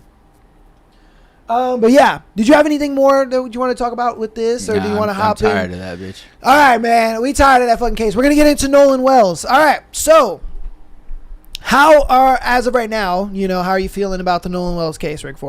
I mean, it's still the same for me. Okay. It's always been, again, I don't like the idea that if my kids go out with your kids, if my kids don't come back, you're in trouble, right? Okay. Like that's my idea. Okay. So I did a little more research. The boys have come out and they're going to talk about their side of this and everything. So before we get into Nolan Wells, though, I'm going to do the announcements. All right. Fuck you niggas. We doing the announcements. All right. So I got to pay the bills around here. I just did major upgrades to the studio. And so, hey, man, I got to pay the bills one way. So youtube.com/membership. Join the membership, guys. Join the YouTube membership. All right. Definitely get down there. Join the membership, man. Get that exclusive content. You'll be able to get the episodes early, the Tuesday, Thursday, and Sunday episode completely early. You guys will be able to get exclusive episodes, behind the scene content by me and your boy over here, all that good stuff. So join the membership, man. Join the YouTube membership. We have 2 tiers. Tier 1 is just getting the exclusive episode every single month like normal. And then we have tier 2, which is all of the episodes. You pretty much are getting everything. You're getting all the episodes early. You're getting the exclusive episodes, behind the scene content, all that stuff. Okay.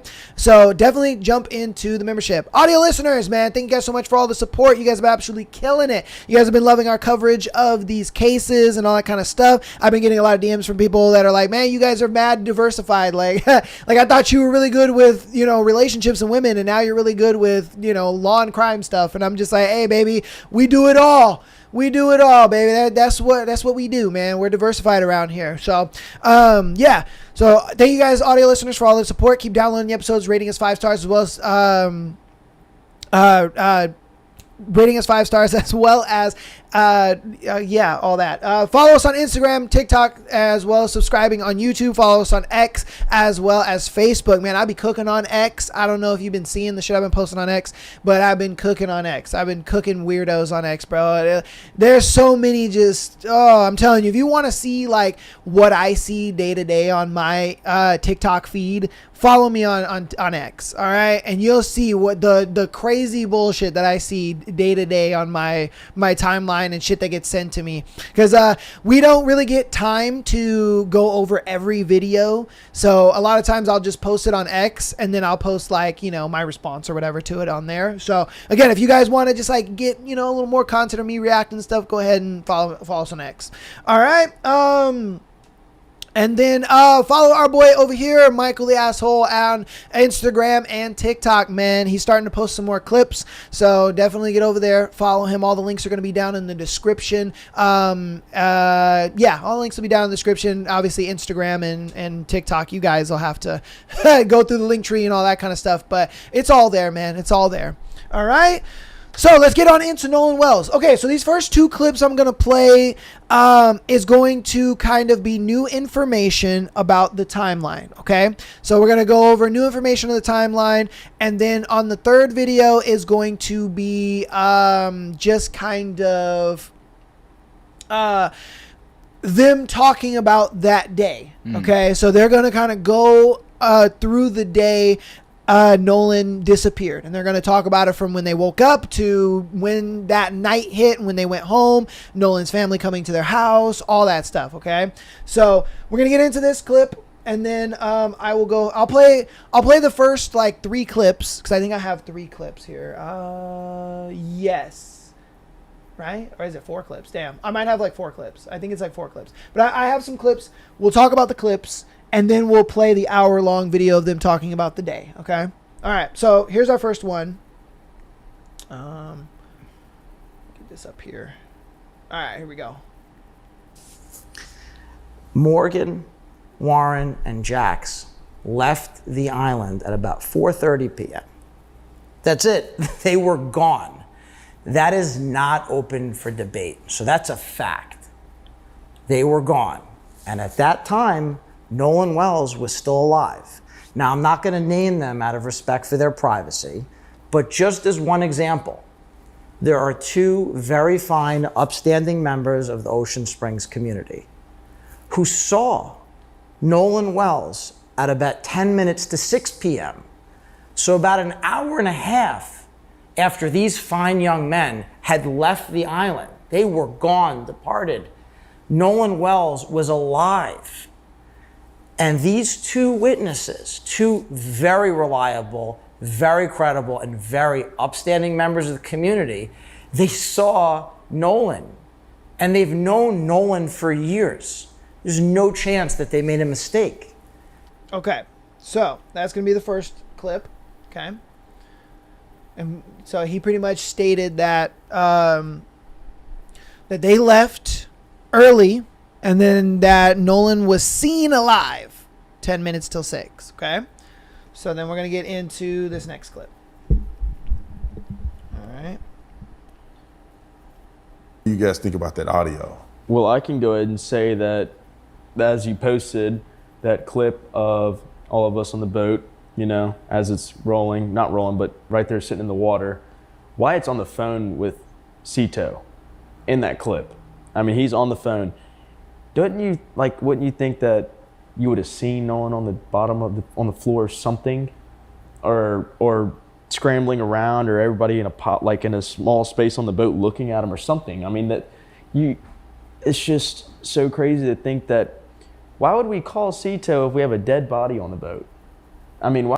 Okay, so they showed a video. That was when Cito arrived. So remember when we went over the call and they were like, he was on the phone with them. So from that boat, that is when Cito arrived. Now, who he's on the phone with? He's on the phone with the United States Coast Guard. Okay, with the next clip, we'll show that that he was on the phone with the United States Coast Guard at that time while Cito was there. This was when the boat was sinking. Okay, that was when the boat was sinking. All right, so we're going to get into the next clip. Come on. All right. Murdered your best friend on an island. The dumbest thing you could do would be to call the Coast Guard. To call a federal law enforcement agency and tell them, hey, can you guys go out and check out this island and look for Nolan Wells? Well, that's exactly what Warren did. Warren called the Coast Guard. And that is one of many very compelling facts. All right, short clip. So after seeing these 3 clips, what is your takeaway from this? From these 3 clips? Like, what do you think? Because, I mean, obviously we saw the video. He wasn't on the boat from that video. The video that we're going to go over here, it's going to like, we're going to go into detail a little more, but I want to talk about it first, obviously. Honestly, I'd have to know more. Okay. It kind of irritates me because I don't like when people use very intentional language, such as very out very credible witnesses, or out of respect for the witnesses, I'm gonna leave them out of this. Okay. Because in my mind, right, that's not a fact, but in my mind, a person that's very on the side of this is the truth is not gonna leave out details for. One, leave out details so that way they can be cross-referenced, and two, they're not going to placate or I don't want to use the word manipulate, but that's what's coming to mind. Manipulate the impression that they're trying to give with their statement with buzzwords, right? That's something that I truly in my own mind just don't like. I have a lot of distaste for it, and so that's what this kind of looks like to me. Is this interview is looked as like, hey, we're gonna get on here and talk about, you know, your side of the story, but we're gonna frame it in a way that says you're very innocent. This is not something that you had any involvement with, whatever, yada yada yada. Now, if the facts are true, the facts are true, right? If Nolan was spotted alive after they're clear and gone, fine, right? You couldn't see if Nolan was on the boat. They make a compelling point of like, hey, don't you think if there's a dead body here on the boat, we would be crowded around it, whatever, yada, yada. Yes, 100%, right? Mm-hmm. So, again, just from what I'm gathering from this, it could be made, there could be a compelling argument made to where, hey, these boys are innocent. What I don't like is the air that's around it, right? And granted, that doesn't mean anything per se, because just because I don't like it doesn't mean it's any less true. But the idea for me is that these are just my thoughts on it, right? The air around it is still very, in a sense, pretentious of like, you guys are fucking stupid, dude. We're such outstanding gentlemen. We had nothing to do with this. You guys should just believe us. It's absurd that we could be connected to this idea that he's dead. And it's like, in my mind, that's not what a truthful person does. That's not what an honest person does. So those are just my thoughts on it. I would like to see more on what actually is facts, right? Not these fucking thrown around adjectives to try to create some type of air of innocence. Okay. I mean, when I watched it, it definitely changed my timeline, because obviously, you know, I stated it in multiple episodes, my sort of timeline and what I thought happened and stuff like that. And for me, I'm just like, I'm in two camps. Okay. I'm in one camp where I think like, okay, you know, this was a situation where these boys could be telling 100% the truth. They could be, you know. But then there's the other camp where it's like, they could be low-key lying. You don't know. Yeah. You know, I mean, we don't know. And so I'm kind of coming at it in a situation where it's like, I do want to see all the evidence. I do want to see everything coming out first, you know, before I kind of like say this is fact, you know. But I do not want to be blind to every piece of evidence, though. Even if it's evidence I don't agree with, I will still want to look at it. I still will want to say, you know what, this is credible. Just so that way, because like I get it, I agree with you. Like when I was hearing him, I'm like, bro, this dude, he's glazing the shit out of these kids. You know what I mean? Let's be real. Like he's glazing the fuck out of them, and it's weird and this and that. I would agree, but again, it doesn't change the fact that this could be possible. Yeah, this could, you know. So we're gonna play this video. It's about an hour long. If you want to stop the video at any time, let me know and we'll stop and we can discuss it too. But what this video is going to talk about, though, is it's going to be pretty much the boys discussing what happened that day. Okay, it's going to discuss from, you know, when they woke up all the way till the end of the day when, you know, they're out looking for Nolan and so on and so forth. So, and then we'll talk about it. All right, this is going to be a long episode, guys. So like, buckle the fuck in. Yeah, you guys are in for a good one for sure. Yeah, man. All right, so here we go. And so there was a conversation that we had, Warren, last time about you not going or ever being at his house, and people took that as if you weren't his friend. Can you guys describe what engagement did you have with Nolan at his house, with his parents, him with your parents? Like, how did all that circulate? Right, well, like Jack said, like he used to pick up Nolan every day. I used to pick up Nolan every day. My buddy Wyatt used to pick up Nolan. Like literally would pick. We didn't make Nolan drive anywhere. That's how much we loved him, bro. We just always wanted to be there. That's how much, everybody knows this too. Nolan didn't drive. Especially, at least in our friend group, because Nolan, we always pick Nolan up, regardless of where it was. Literally on July 3rd, Nolan rode with me and rode with me to Wyatt's because we had to get parts for a boat. But anyway, just for, it's crazy that I think it's kind of sad that people, I have some friends of mine that I'm very, very close with, and I just don't know their parents. We're grown men. You don't have to know someone's parents to be close with them. And for if someone's for them to come out and be like, oh, well, y'all aren't friends with somebody. Well, how are you going to tell me my relationship with somebody else? It's crazy. They've said this all about us, oh, we're fake friends. Well, that's really horrible to say, because if you go look on every social media post on Nolan's Instagram or Facebook or anything else, the only people in it are us and his football guys. That's just so real. Every time Nolan's in Starkville, he's with us. Every time Nolan's anywhere, not even just Starkville, but anywhere. Oh yeah, we went on countless vacations and prom, homecoming, everything. Nolan's with us because we were his friends. It's not that hard to understand. I don't have to prove this to anybody, but that's the truth. I don't have to prove my friendship. And these guys feel the same way. We don't have to prove our friendship with Nolan, but I know it's right. Yeah, so was Nolan around your family then? Yeah. Nolan was always around our houses. I can even say this. Nolan and Wyatt's dad had a secret friendship that we weren't even in. Yeah, they were best friends. We would go over to Wyatt's house, and Nolan, we would all be in the backyard, whatever, doing something. And Nolan would be inside on the couch with Wyatt's dad, and they would just be cutting it up all night. Yeah, watching movies together. Scarface was their favorite movie. Yeah. They'd watch Scarface all the time. But it really shows you the effect all this has had on everybody, not including just our friend group, but our friends' parents and my parents. Our friends were really, and families were really close with Nolan. And this has been a horrible tragedy, not just for us, but for our families and friends too. My mom knew Nolan because she used to drive us from Waffle House to school once a week. My stepdad knew Nolan because he used to drive us, my dad, everybody. And he would always come to the house too all the time. And not just that, but I'm talking about from a young age, from 8th grade. But Nolan would always be at our houses, stay at our houses. And for his parents to come out and say, oh, well, we don't know these boys. Well, then does that mean you don't know where your kid's staying at night? Because he was staying at our houses. So...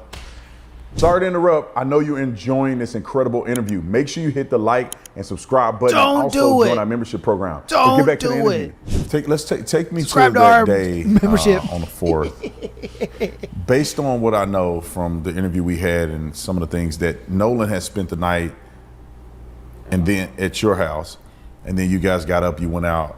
Was this the first time you guys went to Horn Island, or you guys used to do this every year? Or? So we've probably been to Horn Island this year alone 3 times with Nolan. And then the previous year, we went to Horn Island. Nolan was with us out there then. And every time we go out to Horn Island, usually Nolan's with us. And every single year for the 4th of July when we go out there, Nolan's with us. This is a tradition. Everybody waits all year for Horn Island, 4th of July. That is the place to be. That is a party all day, and it is literally right up all of our alleys. That's what we want to do all day. That's the funnest day of the year. And yeah. Nolan was with us 2 weeks prior to the 4th of July at Horn Island. Yeah. With no one out there. If we had any intention to hurt Nolan at the island, why would we do it on the 4th of July with thousands of people out there? It's pretty clear. We literally all went out there for my buddy's birthday, and Nolan was with a whole group of people like we were with on the 4th. So, that's.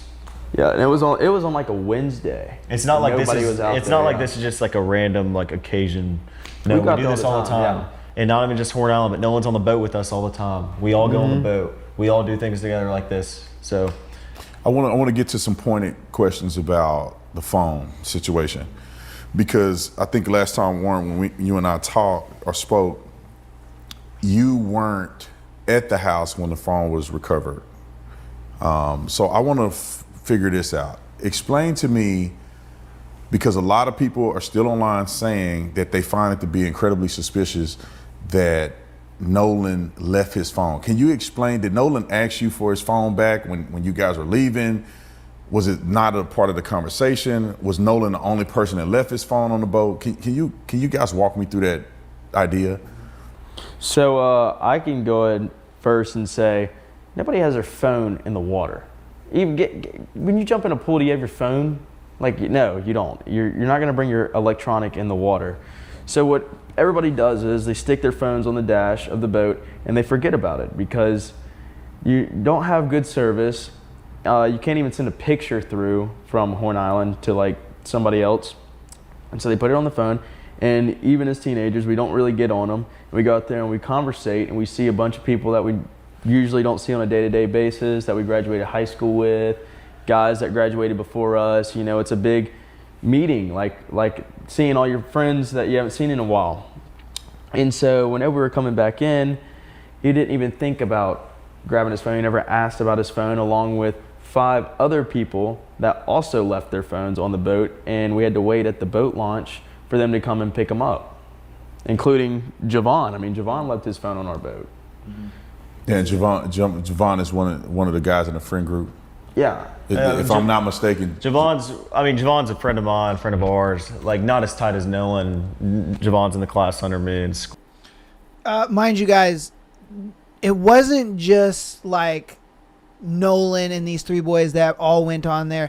This was a whole like class thing. Like everybody in their like senior year class that they knew went on this trip. So Nolan didn't just know them. Nolan actually knew other people as well. There were like other people, because I think there was like 3 boats in total, and Nolan just went with them on their boat, and then there was 2 other boats of a bunch of their friends. So they'll talk about it, but they don't really like clarify it that much. But yeah, this was a whole big thing. Like, we had assumed that it was just Nolan and these 3 guys, and they just went to Horn Island celebrating. But in reality, it was actually them and a bunch of other friends. So I wanted to make sure to clear that up. That way, you guys, understood why they're talking about Javon and these other people. Cool, and he's a friend of mine. But just like a lot of our other friends, Javon's our friend. He left the phone on the boat because we're trustworthy people. We're not going to steal something. We're not going to delete pictures off of someone's phone. We're not going to delete text messages. We're not going to get on anyone's phone because we have no reason to. But Javon left his phone, and we gave Javon his phone back along with everybody else who left their phone on the boat. So yeah, we'll get to that because I think I have the timeline in my mind. So you guys, the boat is taking in water.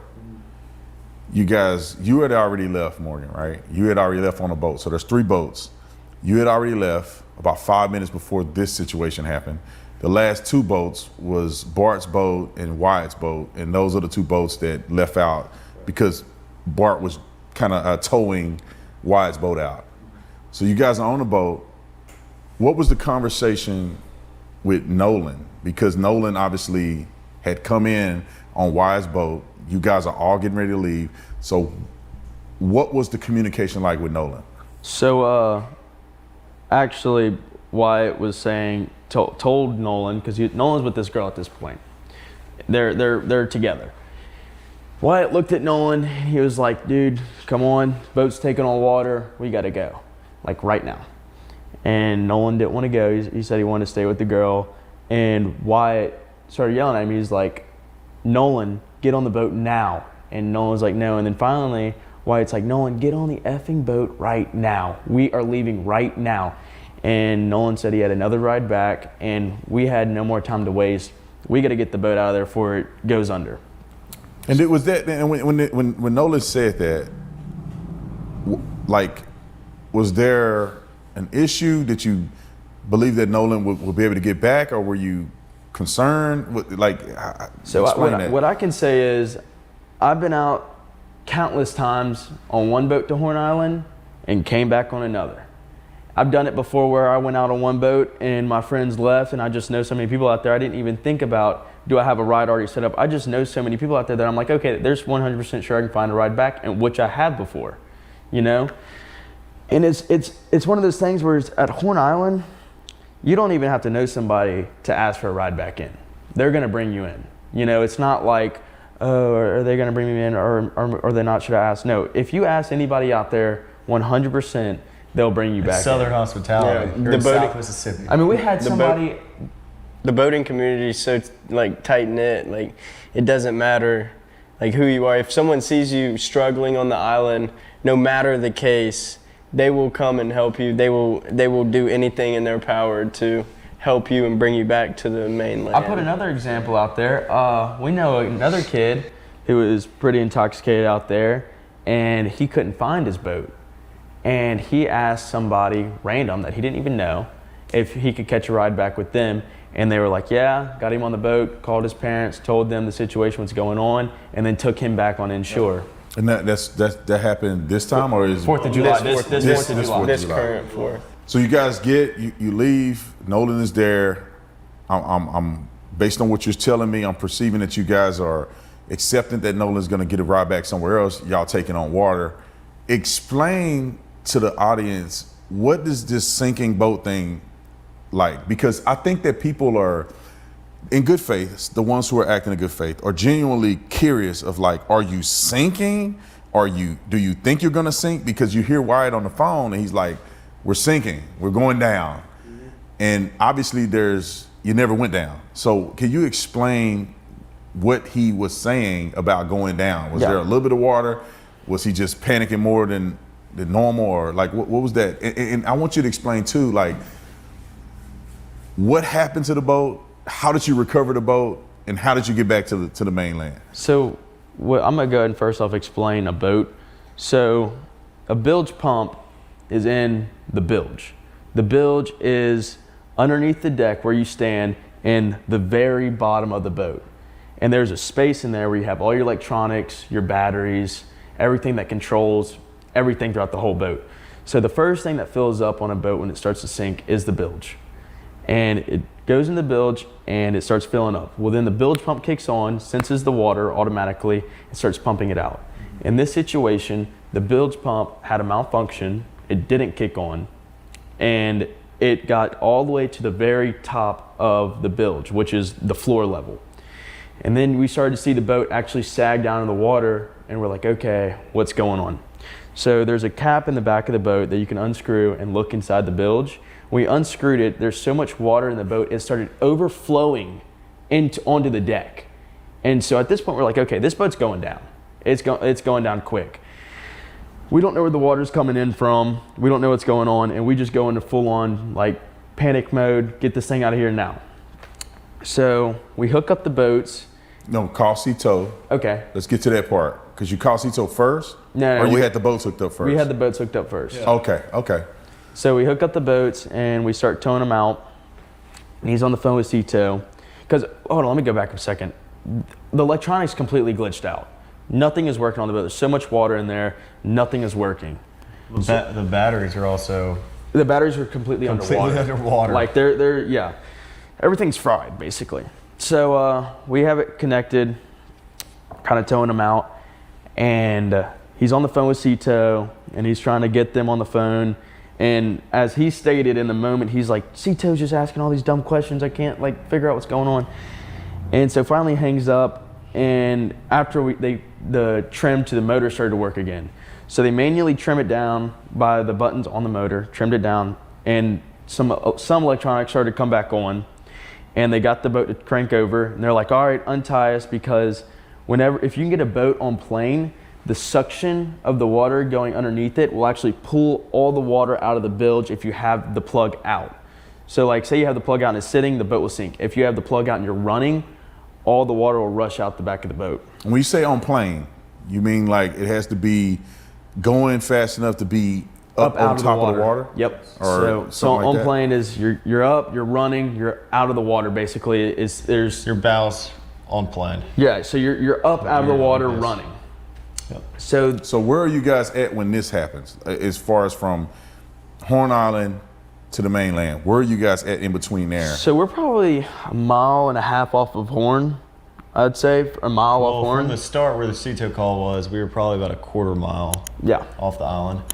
Like you could see, it's visible in the picture that you posted that Wyatt is on the Cito call, and it's that video of the boat panning, of the video of the boat getting panned, and you can see everybody in the boat.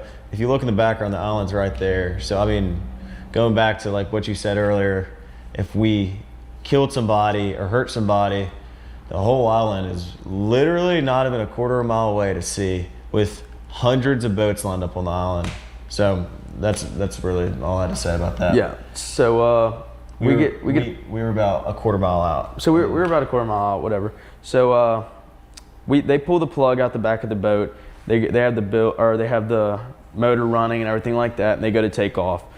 So the boat's having trouble trying to get up, and it's slowly coming up because of the weight of the water. Finally, it planes off, and the water gets sucked out the back, and they're full speed running.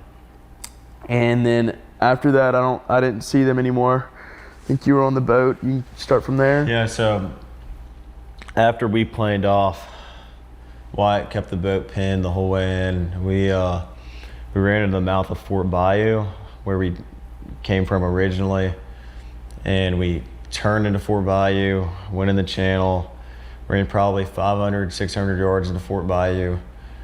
Wyatt had jumped out of the boat, put the plug back in the boat so access water. So water didn't keep pushing and filling the boat up. So then we turned around, and Wyatt brought the boat to the dock, and that's when I had gotten out and got back in the car. And I didn't even drive. A buddy of mine drove me, and we went back to Jax's house. Jax's house. Okay, so I just want to make this very clear and abundantly clear for the audience. Are you saying that the video that I posted, which is like a 3-second loop, now I have a lot more of the video, but Right. to not expose people that have nothing to do with this, Right. I only posted the smaller part, the 3-second part. Are you saying during that time, a portion of that, Wyatt was on the phone with Cito, so a portion of that is the Cito call, and that Nolan is not on that boat? Correct. And that video that's out there is a representation of who was on the boat during that Cito call. Correct. So I want to jump back to something real quick, because I was on the island and the reception was bad. I left my phone on the boat when I got out and went in the water. But people are saying online that how can you make a Cito call if the reception is so bad on the island? Because before you said the reception wasn't really good enough to even send a picture message to somebody else. So how is this call being made if the reception is not as good? I mean, if you listen to the call back. I mean, there's areas in the call where it's splotchy. It's not direct. Like, it's not like you're sitting from me to you talking to the person on the phone. I mean, you're obviously out on the water. I mean, you can hear it in the Cito call. And so when it comes to the reception, because I didn't look at my phone one time on the way out to Horn Island. I mean, it was a beautiful ride. Of course, because you're not thinking about it. Yeah, I'm not even thinking. I'm looking at how beautiful this water is. Yeah. We were having fun on the boat. We were playing music, some of Nolan's favorite songs. Yeah. So I wasn't thinking about my phone. So I wasn't checking reception. Now, is the reception recover at some point between Horn and the mainland? Or is it terrible reception while you're over the water until you get to the mainland? I mean, there's really, as soon as you get off the island coming in shore, yeah, you but there's start really picking up like reception no again. definite way to tell where the reception comes in, because I mean it's all satellite. I mean, Yeah. it's different every. I've gotten service 80 miles offshore, like off of a satellite coming to a oil rig. Yeah. Yeah, and I connected to it from the rig. But like, It just depends. I could go to a Horn Island and not have any service. I could go there and have service. I mean, I think really it's hit or truly miss. different, like every time. So is it fair to say the service on Horn Island is super spotty? Yes. Yeah. And it was just almost by chance, in part, that the call was successful to call Cito. Okay. Yeah. Partly, yeah. And I want to get to that picture, because I think a lot of people are confused about the picture. You guys cleared this up for me last time I came, but I want the world to kind of hear this, because I don't think I addressed it last time me and you, Warren, was on the interview. People are saying, and this is how the picture went viral, that the people pictured in the photo were the ones that went on a boat with Nolan and came back. Can you explain that? Because I don't think everybody that was in that picture even went to Horn Island on the same boat as Nolan. So I can say whenever we all got out there. Hold on. Before you get there, because I think this will address another issue that people have of saying, well, why are they taking pictures if the reception is bad? Can you point out where this picture took place? What is going on with this infamous picture now? Yep. So whenever we got there, like I said, I wasn't even on the same boat as Nolan. We pull our boat in. Nolan, their boat pulls in, whatever. I get out in the water. I walk over to Nolan's boat, and I'm talking to Nolan for a little bit, whatever. And I put my phone up on the dash. Nolan puts his up there. As Nolan's putting his phone on the dash, he sees an actual little camera that one of the girls that came on the boat brought. And his first words was, he picks up the camera and he goes, "We gotta take a picture." Just like that. And in my mind, I'm like, heck yeah, like let's take this picture. So that's where you got me and Nolan and one picture. And then as we're taking that picture, Morgan and another buddy of ours come up and they're like, all right, like let's take a picture all together of us on the front of the boat. We're like, all right, yeah, let's do that. So we got on the front of the boat, and that's where that picture was taken. So that was it taken from a phone or no, like an actual little camera. Camera, okay. like And was it lens taken? comes Was it out. taken from where you docked at, or was it taken out there at Horn Island? It was taken at Horn Horn Island. Island. Okay. So, but wasn't on the phone. No. Hey, I want to clear this up too, because I'm not aware of this. You guys may obviously have more information. Were people uploading? I know we talked about the service issue, but were people uploading onto social media? I mean, you could. Not You just really, think, though. You could be. Realistically, you could. You could if you want to You sit. could. If you're motivated enough to do it, yeah. Like I made a phone call to my mom, and I had to call her like 8 times before she picked up because either her service was bad, she was on the back side of the aisle on the south side, or my service was bad, and it was just hard to get through. But like if I went and posted a video on Snapchat, like honestly, I don't think it would like either post or send to somebody. I think, I sent my buddy where we were at, a buddy of mine. I was like, hey, come meet us. And I sent him a video and he was like, dude, I couldn't get a hold of you all day. And like that explains the point. Like I sent him a video where we were at and it never sent until I got inshore because I had no service. Would it shock you? Because Christine Wells, Nolan's mother, is online. She was very shocked that she said Nolan didn't have any Snapchats or something. I'm assuming that whole day. Is that shocking to you if he did or did not have photos or videos or stuff uploaded to social? Not at all. Not at all. Because I mean, like we said, we've been out there many times before, and nobody's on their phone out there. First off, and then second off, if you want to take Snapchats and stuff like that, you can, but you're just really gonna have to save them to your camera roll and upload them back whenever you get insured, because when you go to send it, it's just gonna have an error. And most guys, when they're out on the island all day, they're really not thinking about posting something on their Snapchat story. So the phone was taken on like a camera that's not a phone. Yeah. Now how did that get to you guys, and how did that ended up getting to the internet? So whenever we first realized that Nolan didn't, I'm not gonna say he didn't. When we first realized we don't know where Nolan's at, the first thing we were trying to figure out, or his mom was, what was he wearing? And so we were trying to remember what color his shorts were. We couldn't quite figure that out. I said black. Yeah, I think we said black. I really did. He was wearing navy blue shorts. Yeah, it was like dark blue shorts. Dark. I just said black because I was trying to piece everything together and help out. And so at this point, we're freaking out. We don't know where our friend's at. And the girl that took the picture, she was like, okay, well, I just took this picture of today. This is what color swim trunks he was wearing. And his mom asked for that to post on Facebook to say, if you've seen him, whatever, this is what he was wearing. And so that's what we sent to her, or that's what she sent to her, because we were just trying to help. You know, we weren't trying to cover up anything. We wanted to know where our friend was just as bad as everybody else does. I mean, that was our boy. We want to know worse than everybody else does.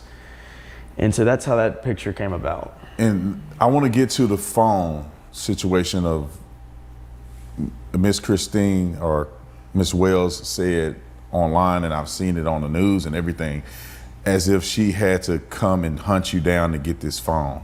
Now I know, Warren, you weren't at the house, and so you weren't there when they came to get the phone and all that. So how did this happen? Because last time we talked, you said you told, and I will call her Miss Christine, you told Christine that you had Nolan's phone. Like, can you explain that to me? Because I'm confused. I don't know what's what. Did you tell her you had the phone? And when did you tell her you had the phone if you did? Okay, so first we'll start off with, what I have to say, and then Jax, but and if Morgan has something to say, but I want to get this straight. One of the first things I told Miss Christine Wells in the first phone call that ever occurred with anything to do with Nolan Wells being gone, because I was the first person to call Miss Christine about anything. First phone call and anything to do with Nolan Wells was me making a phone call to Christine Wells. And one of the first things I said to her, with multiple witnesses here, pull up the phone call if you want. She said, oh, well, Nolan's location is with y'all at, where the house we were at. And I was like, well, no, he left his phone with us. I told her this. She knew for a fact that we had his phone. And she knew that I told her, yeah, he left it on the boat with us. Like, a bunch of people did. And so I want to make that very clear that I told Miss Christine there was no reason to hide anything. There was no issue regarding the cell phone. She could have came and picked it up, but instead she sent one of her friends to come pick it up, and that's where these things start to get twisted. But no, there was never an issue with the phone. I told Miss Christine, one of the first things I told her was, we have Nolan's phone, and that's where that ends. There was no issues with the phone or the keys, so I wanted to make that clear. So was the keys on the boat with the phone? No. The keys were they're at my house. At Jax's house, because we all stayed there the night before. I'm sure if I would have left my truck at Jax's house, I would have left my keys there too. Because if I don't it's have just my, one more thing to think about on the boat. If I don't have my car or my truck, then why would I bring my keys on the boat? So I mean, there's just no point of bringing it, because if I lose them, then just more stuff to bring that I don't even bring. So I want you guys to explain this phone thing. I think Warren already addressed the fact that he told Christine that he had the phone in his possession. So, the whole Life 360 thing is not adding up as far as what you're saying to me compared to what they're saying.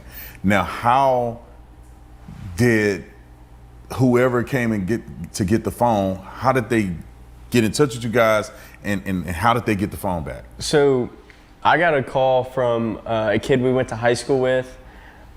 He called me just asking me questions. He saw people posting on Snapchat, like the picture that was circulating.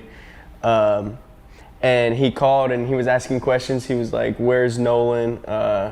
When's the last time y'all seen him? And then he was like, so where are y'all at? And I told him, I said, we're at Jax's house. And then Warren got on the phone, and I don't know. So they come to my house, right? And they kind of hold on before we get there. Was it confrontational, or was it just just trying to find? It was confrontational already. Wouldn't y'all agree? He was 110%. He was very confrontational. And when did this happen? Was this on the night of the 4th or the next day? This was the night when this was before they came and got the phone. So this is the night of the 4th, yes. So you had already spoke to Christine. Correct. Yes. And then you get a call that was hostile. Yeah, and then Morgan handed the phone over to me. I was like, oh, let me talk to him, because I knew the guy. And I was just like, hey, like, he was like, where y'all at? I was like, we're at Jackson's house. It's like calm down. And then he hung up on me, and then. Okay, so they pull up to my house. And at this point, I'm kind of freaking out. We're all trying to put our heads together on where Nolan is. And I kind of like isolate myself in my room, just kind of get in a ball and just lose it kind of basically for a few hours. And they just walk into my house, and I hear all this commotion going on in my living room, and I'm just like, what in the world is going on? So I walk out there, and there's probably like 10, 15 people in my house I don't even know. And they're all up in our faces, going crazy, asking where Nolan is, and we don't know. And finally they get into Wyatt's face, and they're like, where's your boat? Where's the boat at? Demanding his address. Demanding his address and stuff like that. And he finally ends up giving it to him. And then let me go ahead and state though, while they're there, we give them the phone.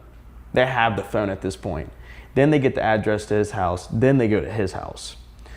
And they're searching all over his boat, what I heard and stuff like that. Well, anyways, I don't really know much about that, but they come back to my house at around 1 o'clock in the morning, and it's his dad this time. And his dad's being really respectable, really, really nice to me and stuff like that. And as long as another friend of theirs, and he's asking me like, where are the keys at? I don't even know where Nolan's keys are at in my house. You know how hard it is to find a set of keys in a house and you don't even know where to start? It's pretty hard. So I start scrambling around my house looking. There's stuff everywhere. Keep in mind, all these people stayed the night at my house before. I'm looking through everything. I can't find the keys. I run back to his father or stepfather, and I was like, I don't know where the keys are. And the guy standing next to him's texting somebody. I guess I was at my house, and he said that they're on the Xbox. So I run in, I see him on the Xbox, grab him off the Xbox, and I go and hand it to him. It's plain and simple. Didn't even take 30 seconds. No trouble. No trouble at all. So this narrative that they're pushing, that there was any argument over the phone or the keys, is completely false. Like, let's get that clear. Yeah. Okay. So they just kind of hang around my house, taking pictures of all the cars' license plate in the driveway, stuff like that. And so When you say they, how many people are here this time? like 15. 15 people that you don't know? They had 4 or 5 vehicles. I mean, I knew some of them I went to high people. school with, and then some of them I just didn't know. Now, walk me through this. How do you think it got to this point so fast? That's one thing that I'm curious about. Like, you Jumping to conclusion. I guess so. yeah. I mean, we That's like plain and simple. They went and searched Wyatt's boat. yeah, they went and searched White's boat. Like Like we we're were hiding them in there or hiding something. Nolan in his boat or something. Like, what is wrong with him? Like, yeah, 100%. We called law enforcement. I was with Wyatt at the time after we left Jax's house that night. I was with Wyatt, and one person we were with saw that their location was actually headed towards Wyatt's house. And so Wyatt got on the phone with 911 and was like, hey, these people are on the way to my house or already at my house. My mom and my dad are there alone, and they know nothing about this. But Wyatt's mom actually, when they were looking at the boat, they were actually walking from the boat, and she came out and started talking to them at that point. But did the police get involved in some degree here? Or- yes, that's what I'm about to get into. So whenever they were at my house hanging out, just I guess hanging out in my front yard, finally they wouldn't leave, and one of the people there came up and started banging on the door again for whatever reason, I don't know. My brother actually had to call the cops, and I think they came around 2 o'clock in the morning and removed them from our property. And after that, we really haven't spoken to them since. But yeah, we had to call the cops and make them leave. The cops came, you told them to leave, and then is there anything else that you addressed with the cops while they were there? Yeah, so the cops were asking me why these people are at my house in the first place, and I told them straight up, we don't know where our friend is at. I don't know where my best friend's at. These people don't know where their friend's at. We're trying to figure it out, and they're basically assuming that we did something to our friend, which we didn't. And he said okay, just taking notes, and then remove them from there. Do you think that this had anything to do with race at this point? Meaning that they approached you because of race, or they approached you because you were the last people with Nolan? No. So I at this think point, that at this point, they just want answers. I don't think this was about race at this point. They're mad and furious, and they don't know what's going on. But I also want to get this straight. Like, I know some of these people, and these people are like good people. Yeah. And I went to high school with these guys. Like, they know me, and I know them, and they know my friends, and they know them. This wasn't about race. They just knew for a fact that Nolan went on the boat with us. And they were worked up, and that's okay. And they were mad, but that wasn't handling things. That wasn't trying to help. You getting mad isn't helping anything. But instead of solving the problem and trying to figure out, hey, where is Nolan? They were just getting pissed off and not handling things the right way. And I mean, that's what happened. You guys said you ended up going and looking for Nolan the next morning, but you said you were thinking about doing it that night. Yes. And why didn't you do it that night? So we already called the Coast Guard at this point. We didn't have access to a boat that was already in the water ready to go, other than one that I'm just not allowed to use at all. And I was still this close to taking it out. I mean, I was right there. So you guys go the next morning, you look for Nolan. Can you explain how did that happen? Who was looking for Nolan? Who was on the boat? Was it multiple boats? Was Multiple it one boats. boat? Okay, can you explain that? Who was, out of this group, who was on what boat, or who was on a boat or not, going out and looking for Nolan? So me, Wyatt, and Trayson got in the boat. We got in the Palm Beach that morning, the morning after, and we rode out to the islands, and we were met by a DMR. There was 7 DMR boats already out there, DMR and park rangers. We talked to them, we gave them all of our information. They personally asked if any of us were on the boat with him that day.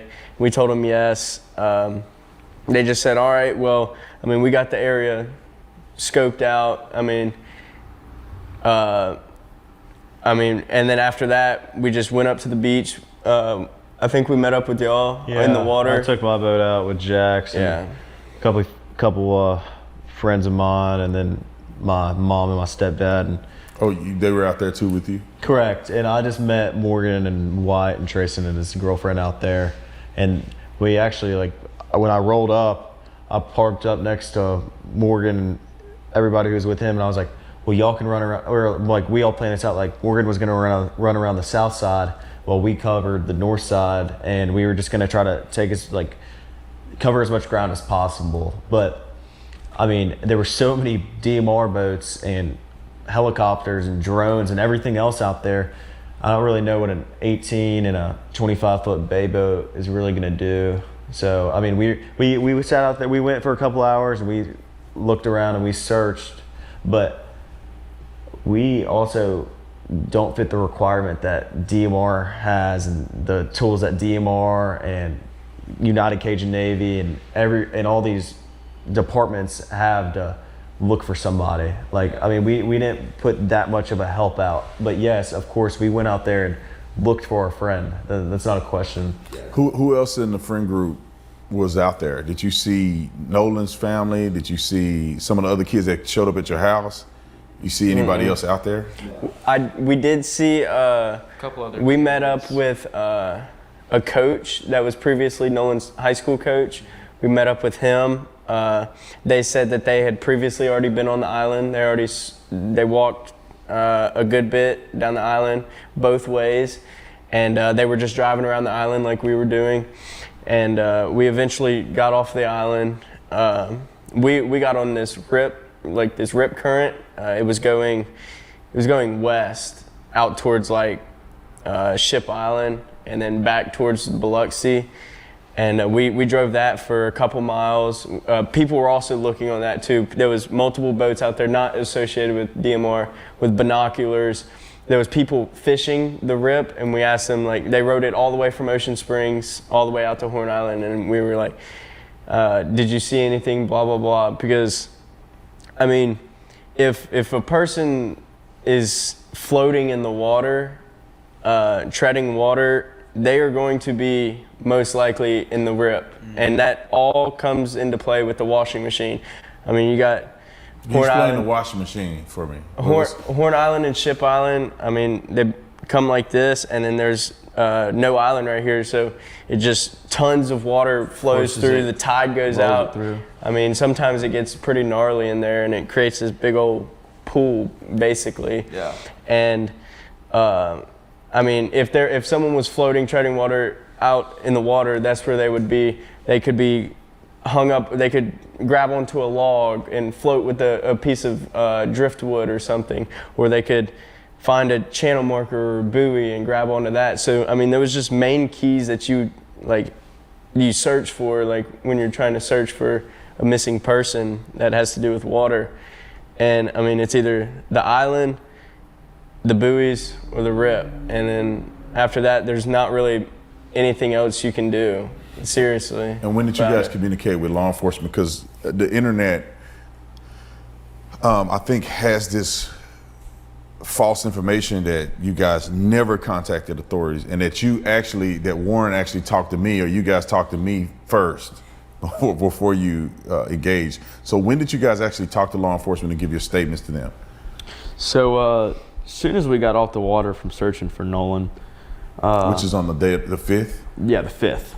As soon as we got off the water, I got a phone call. And I believe he got a phone call too. Yeah, I and got a think phone call while we were out you there. got I got a a phone phone call call too. as well. So basically what it was saying was, hey, take a few questions over the phone, answer the questions, and then they had a date for us to come in for actual questioning. Okay. And mine was the 6th, there's like the next day or something like that, you know. I think theirs was too. I believe No, mine was mine- the 7th. I would like to say, but not for sure. But Mine was around. regardless, like Warren's we all time. cooperated fully. It's not like we had something. Yeah, like full we were trying to cooperation from the start. hide. Yeah, Really. 100%. And how deep did they go in this interview with you guys? Oh, they asked. All the way. I mean, they All the way asked out. I mean, How long was the interview? Like, was it a an long, hour, lengthy an interview? hour. Hour and a Yeah. half. I dotted every I, crossed every T. Yeah. I told my friends, like, listen, go in there and like say every detail of like even what you like ate for breakfast that morning. It Yeah. doesn't matter, everything you have, because like anything could help. You literally never know, and like it's what we all did. Like Yeah. we all cooperated. We all wanted to help. We all did everything that we could to help. Like regarding this situation, it's not like we just like shut I could the say blinds. blindsided this. I could like, say personally, I started my story from the night before. Yeah, I started. Whenever I got off work on Friday.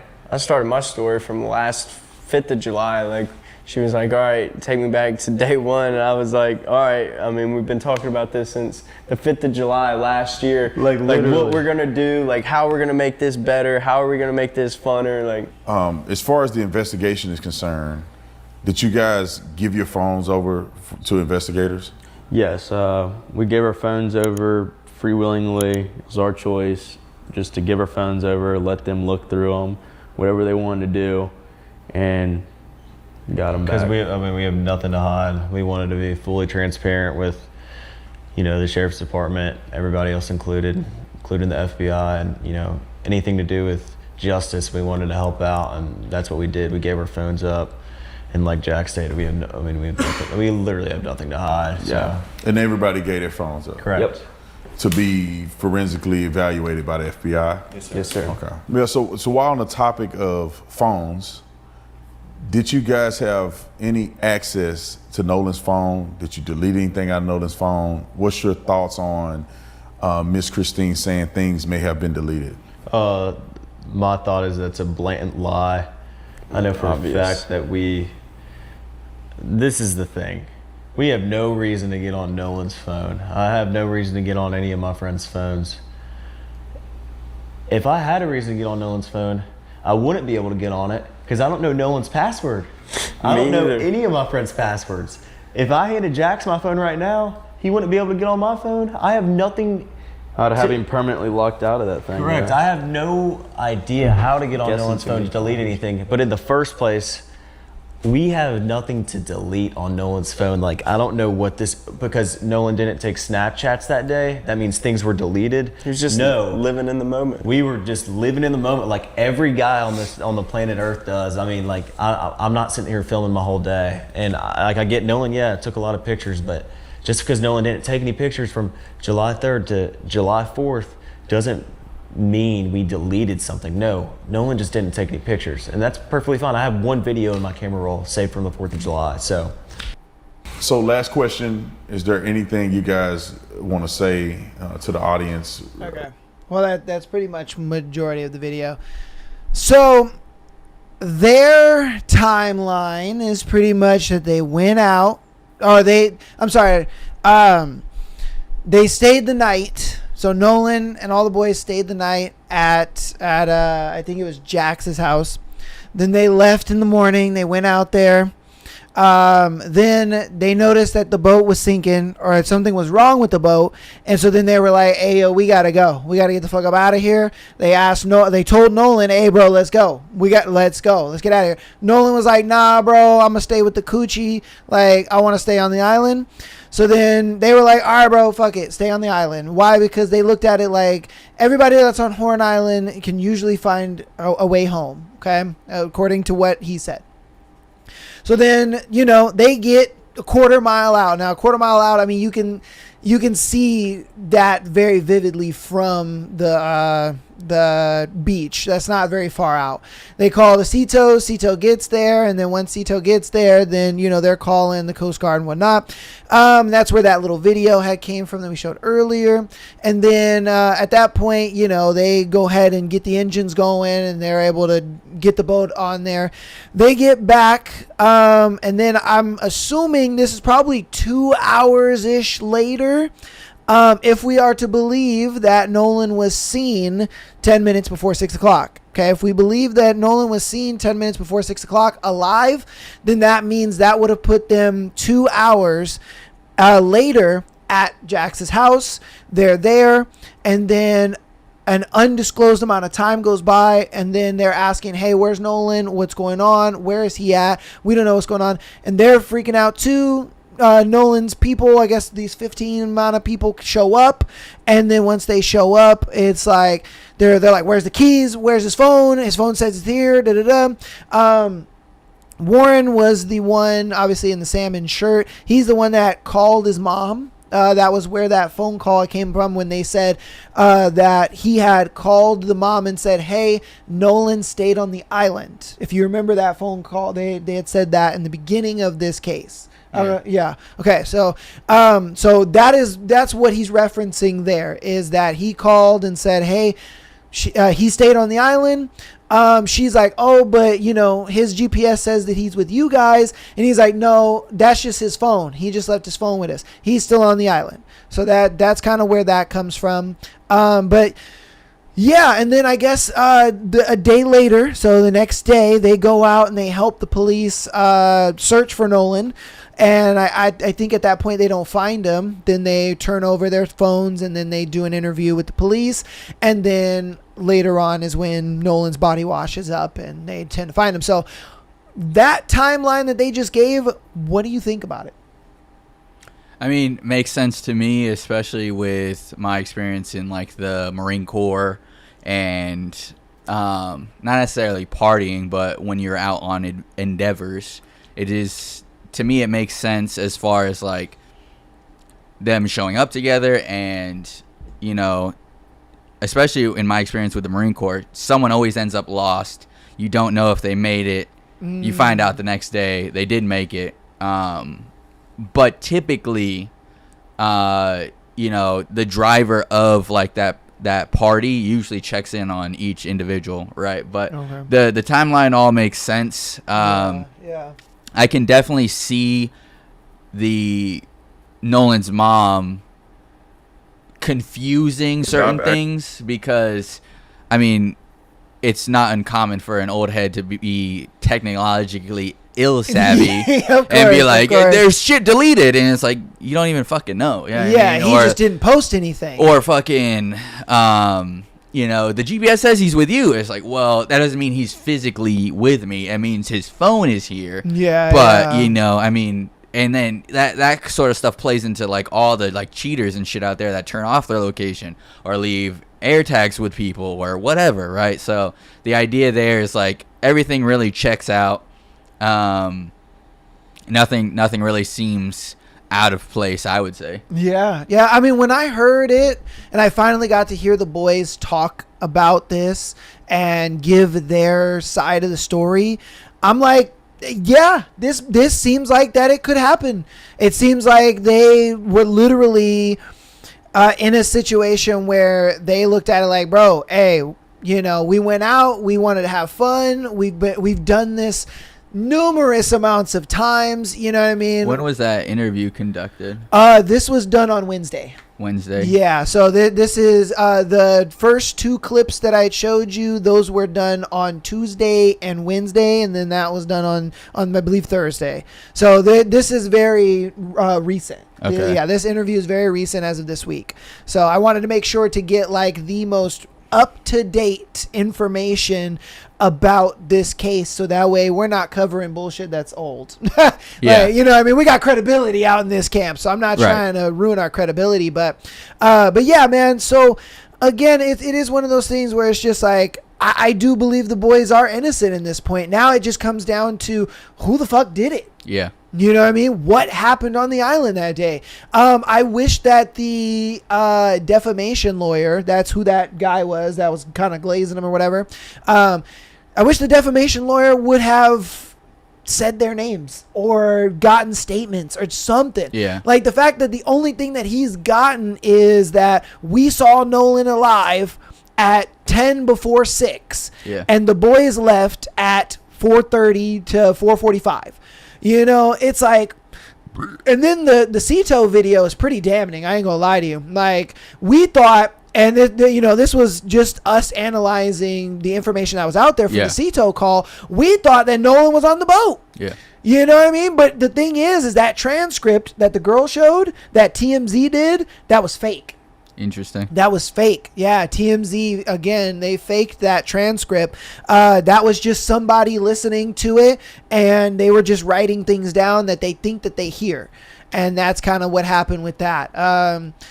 So, again, it's just like, I don't, that's why I came out in the beginning and said, I don't think this is a racial thing. And I think even the boys were like, this is not a racial thing. Like, these guys, you know, we know these guys. We went to school with these guys. We're neighbors with these guys. Like, you know, it's not just hey, we're white and we have black friends. This is like, bro, no, these are our friends. We see them as people. We don't see them as anything less, you know. So them coming, we didn't think like, oh, you know, they're being racist. Is that? No, it makes sense.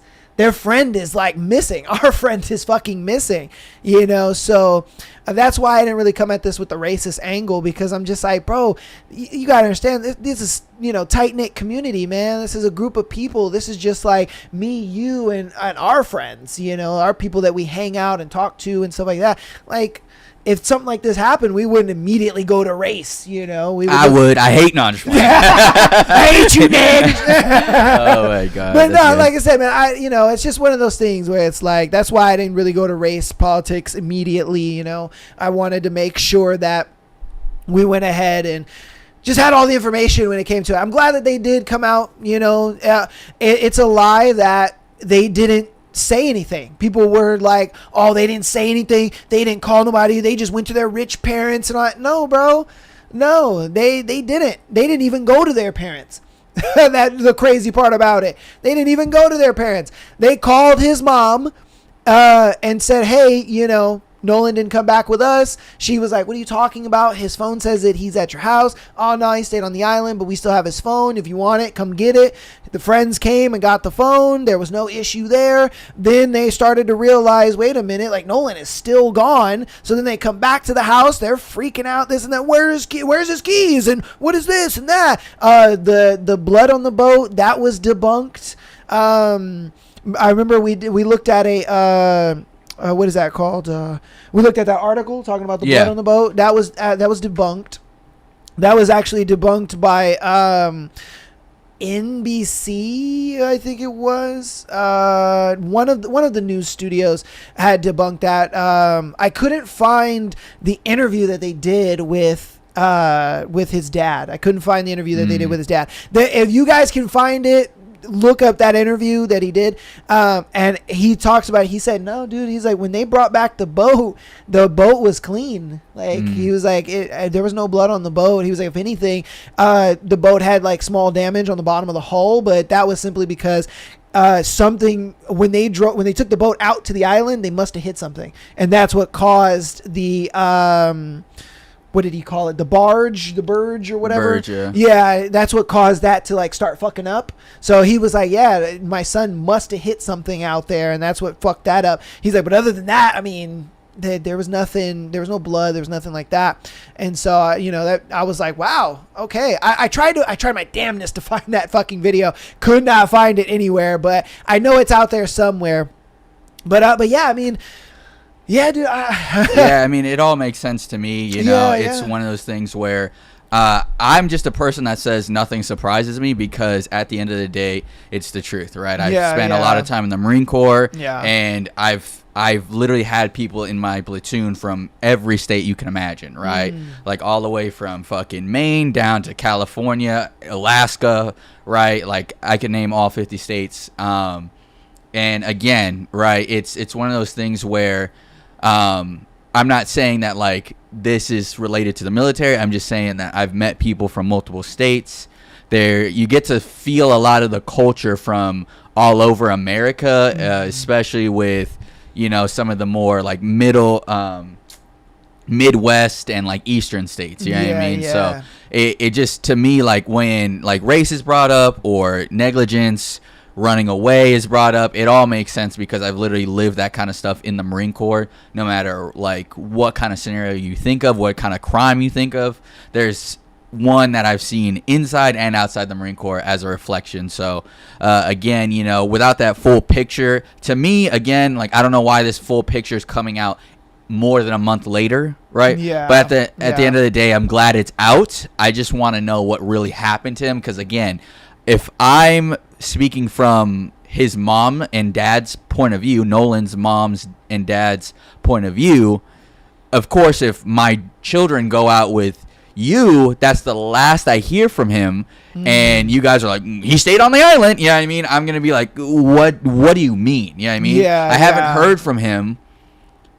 I don't know, right? It's like they said in the interview, if you're going to allege it, I don't know these boys. Does your son just stay out all the time without giving you updates? What's kind of your relationship with him being out on the town and doing X, Y, and Z? Yeah, you know what I mean? yeah. So that's just kind of where I come from as a parent, right? Granted, I was a teenager.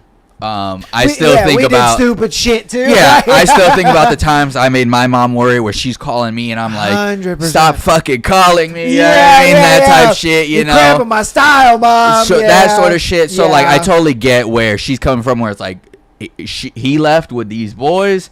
I don't really know him, but he talks about them all the time. Whatever. Yeah, because that sort of thing. parents aren't gonna know, and even your kids, you don't know all your kids' friends. You know what I mean? Like you're never going to know, and that's fine. It is what it is. But I look at it like okay. This is one thing that after hearing this, I don't rule out the race thing. And the reason I don't is because these boys aren't racist. These boys, I think, were 100% genuine. They were actually his friends. But we don't know if there was somebody on that island who was. True. You know what I mean? There could have been somebody on that island that was just like, I don't like you, you N-word. Yeah. You know what I mean? And they bopped him upside the head or something. Yeah. Or like, hey, man, you can come on our boat. Don't worry about it. And he's just cool, dude. Yes, good. Gonna fuck this kid up. Yeah. And you just never know. And so that's why I look at it like the race thing technically can't be thrown out for that simple fact. Right. Not because these boys are racist, but for the simple fact that there could have been somebody on that island that may have not liked him, that may have looked at it like, bro, you did X, Y, and Z, you stole my girl, whatever the case may have been. That's where I look at it like I don't think race can be 100% thrown out, okay?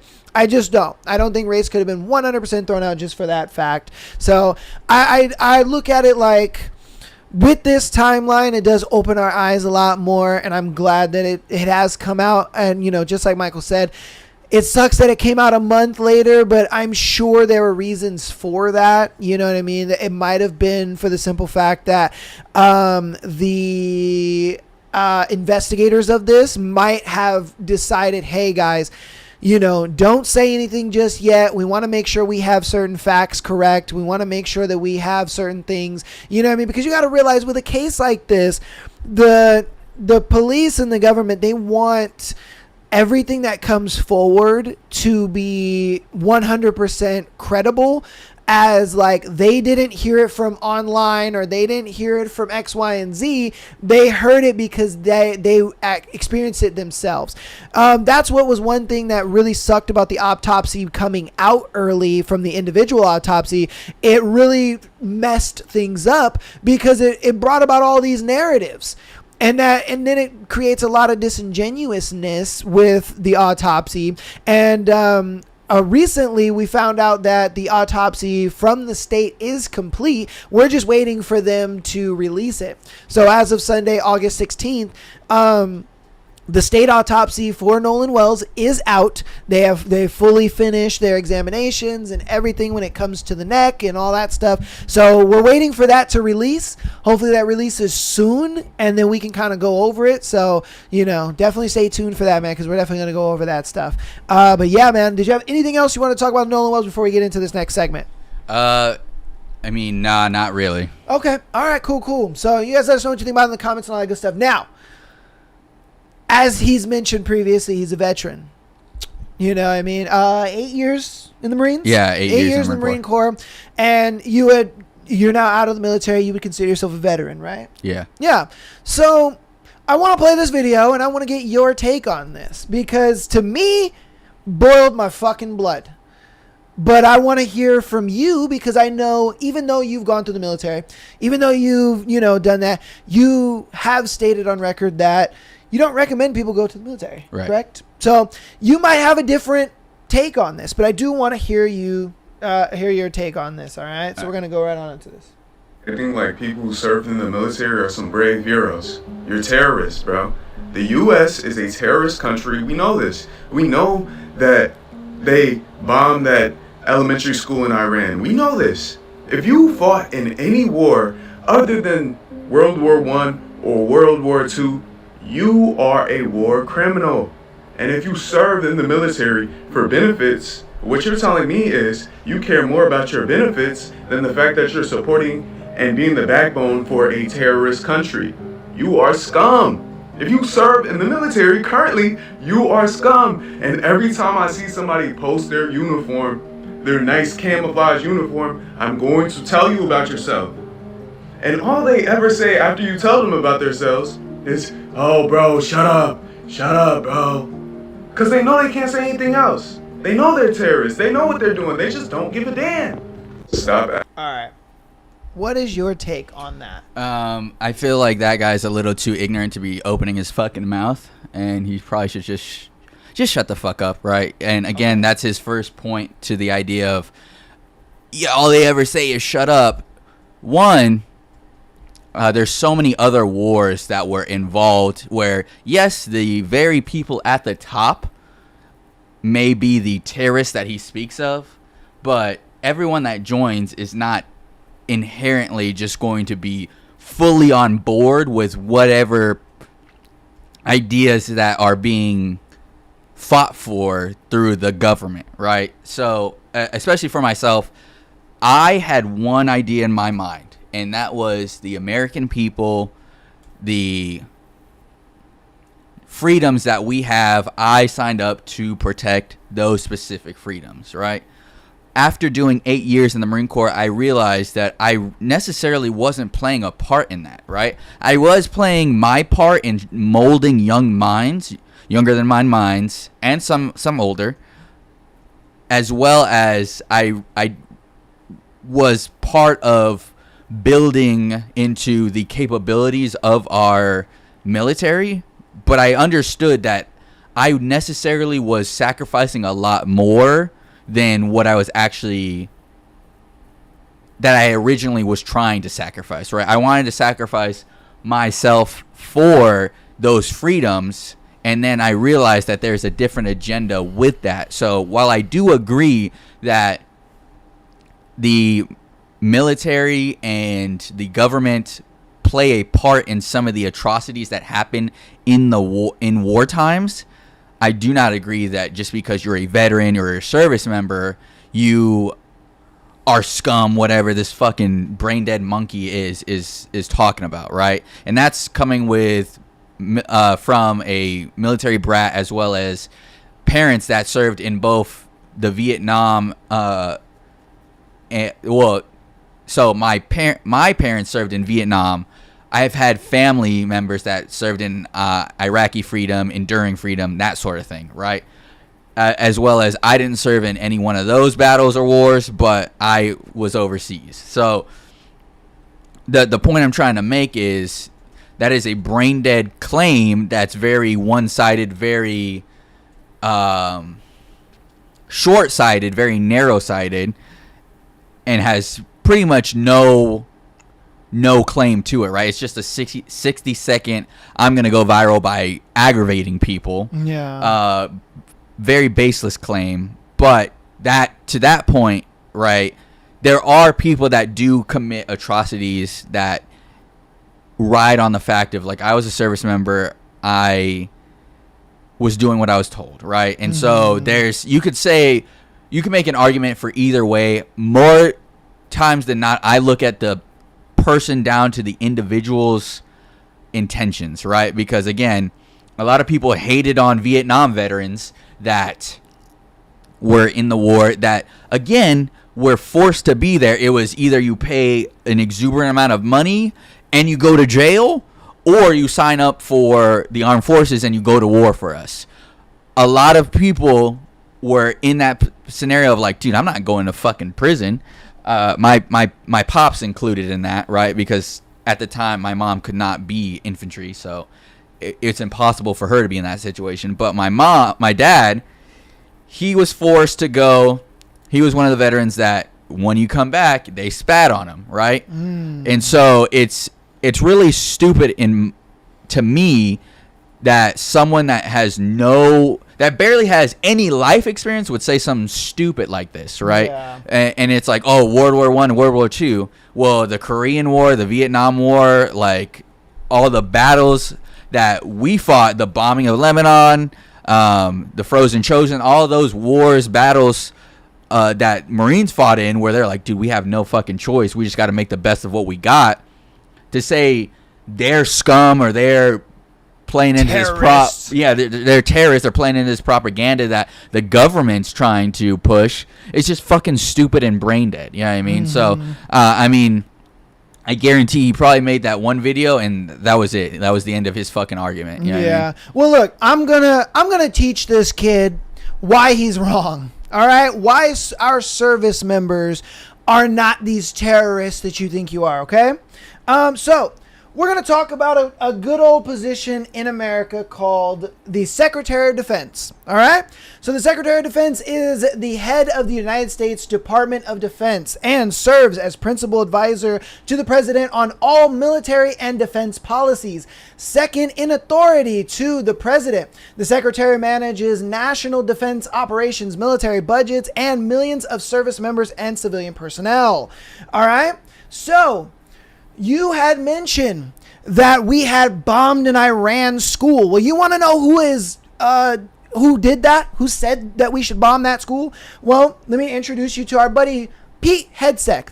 Okay, he is our Secretary of Defense for the Trump administration right now, heading the Iran war. Okay, so this terrorist that you're talking about is this guy right here. This guy said, drop that bomb on that school and kill those kids. He said that. Okay. Who also said that was our buddy Marco Rubio. Who is Marco Rubio? He is our Secretary of State. All right. So these two men are the terrorists that you're talking about, not our service members, not the veterans that are there to defend you and your fucking freedoms, you retard.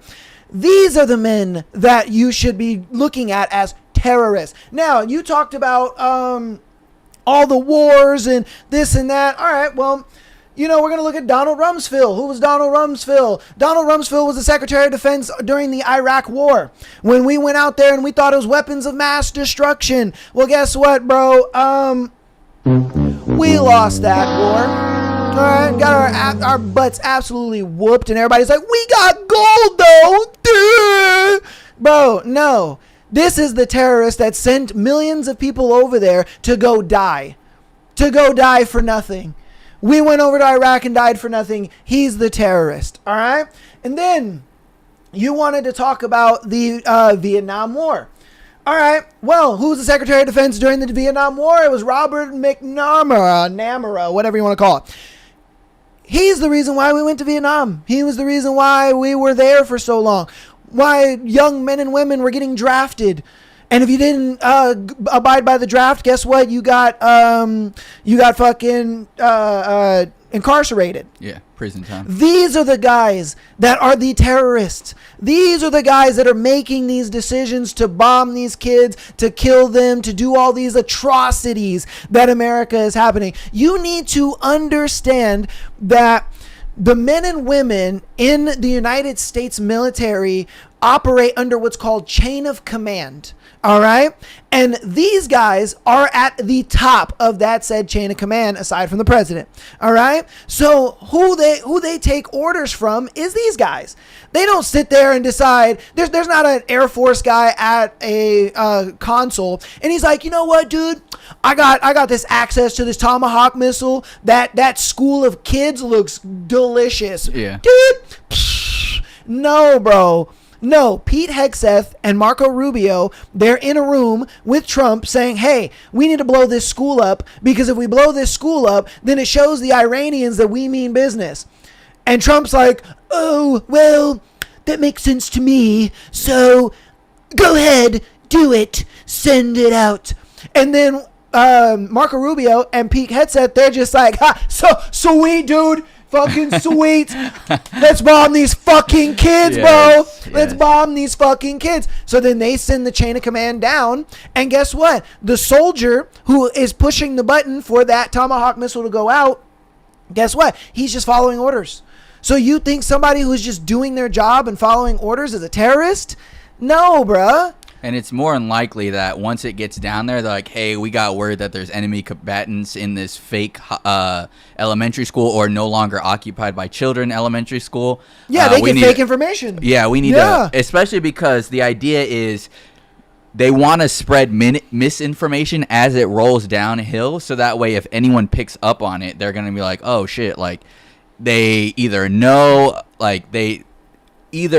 about our operations or they get it wrong when they report it back to their intelligence, right? Yeah. So the idea is not they were like, hey, we're going to blow up a bunch of kids. And like, oh, yes, sir, I love blowing up kids. Fucking, like, the idea here is just you're brain dead. You have no idea what you're talking about. Yeah. You don't have enough information or education to understand what it is that happens inside the military. And it's crazy that, like, someone that's on the outside would speak so stupidly, so ignorantly on something that he's never been a part of. You know what I mean? Where again, that's part of the reason why I myself got out was like too many people showing up for like the benefits. But my gripe was you joined for the benefits and you're doing nothing to help better the Marine Corps or the military as a whole. So you're causing more issues for not only me, but the people around you because you're so self-centered. That was my gripe. Your dumbass gripe is they, for some reason, are like, yeah, I don't really necessarily agree with blowing up kids, but I'll ignore it so I can get benefits. Like, no one's fucking doing that. Yeah, no one. Yeah, whatever. I could get into it, but I'm not gonna go that deep into it because this guy is clearly just a brain dead idiot that has no idea what he's talking about, trying to get a rise. And yeah, good for you. You did. Yeah, bro. Yeah, and that's what I'm saying. That look, and I said this during the Lindsay Clancy thing. People are going on TikTok, bro, and they're just saying whatever. Yeah. Look, there's two people on TikTok, okay? There's one people there's like, hey, you know, we're going to put out like credible and real information. And then you have other people that are just like, dude, you know what? I just thought of something and that just sounds good, so I'm just going to like put it on the fucking internet. And a lot of other brain dead idiots are just like, dude, that makes sense. That makes sense. Yeah, I like that. Dude. Like, bro, like, it is ridiculous how many low IQ people are online. Look, when I looked up all those Secretary of Defenses, I literally did it in the short span that he was talking. Yeah. It's that quick to find that type of information, bro. Like it does not take that much effort to find the information on these so-called terrorists that you want to blame. Look, I get it, bro. I get it. America is doing a lot of dumb shit. Trump has put our country in a really shitty spot, and I agree with that. 1,000%. I do. I agree with it. There's a lot of shitty things that are going on in America right now. I give that to him, and I understand why there's a lot of America hate. I understand that as well. But you have to understand that just pointing the finger blanketly is dumb. Yeah. It makes you look stupid, and it makes you not look credible. What you need to do is do your research and see who the hell is making the decisions when it comes to these wars, when it comes to blowing kids up, when it comes to these atrocities.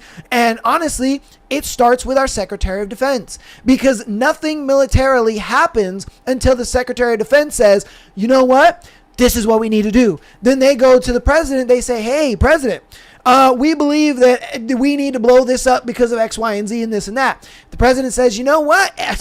That makes some sense, bro. Go ahead, do it. They just send it down the chain of command.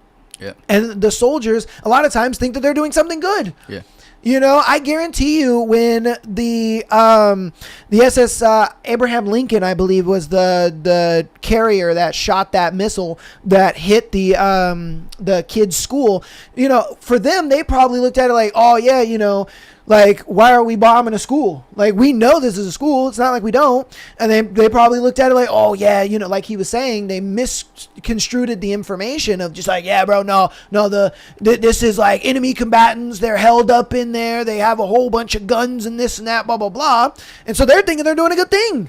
They're like, oh, hell yeah, bro. Like, let's get these motherfuckers. Let's get these towel heads. You know, push the button, let the missile go off, and boom. And then they figure out a couple weeks later, oh, fuck, we bombed kids, bro.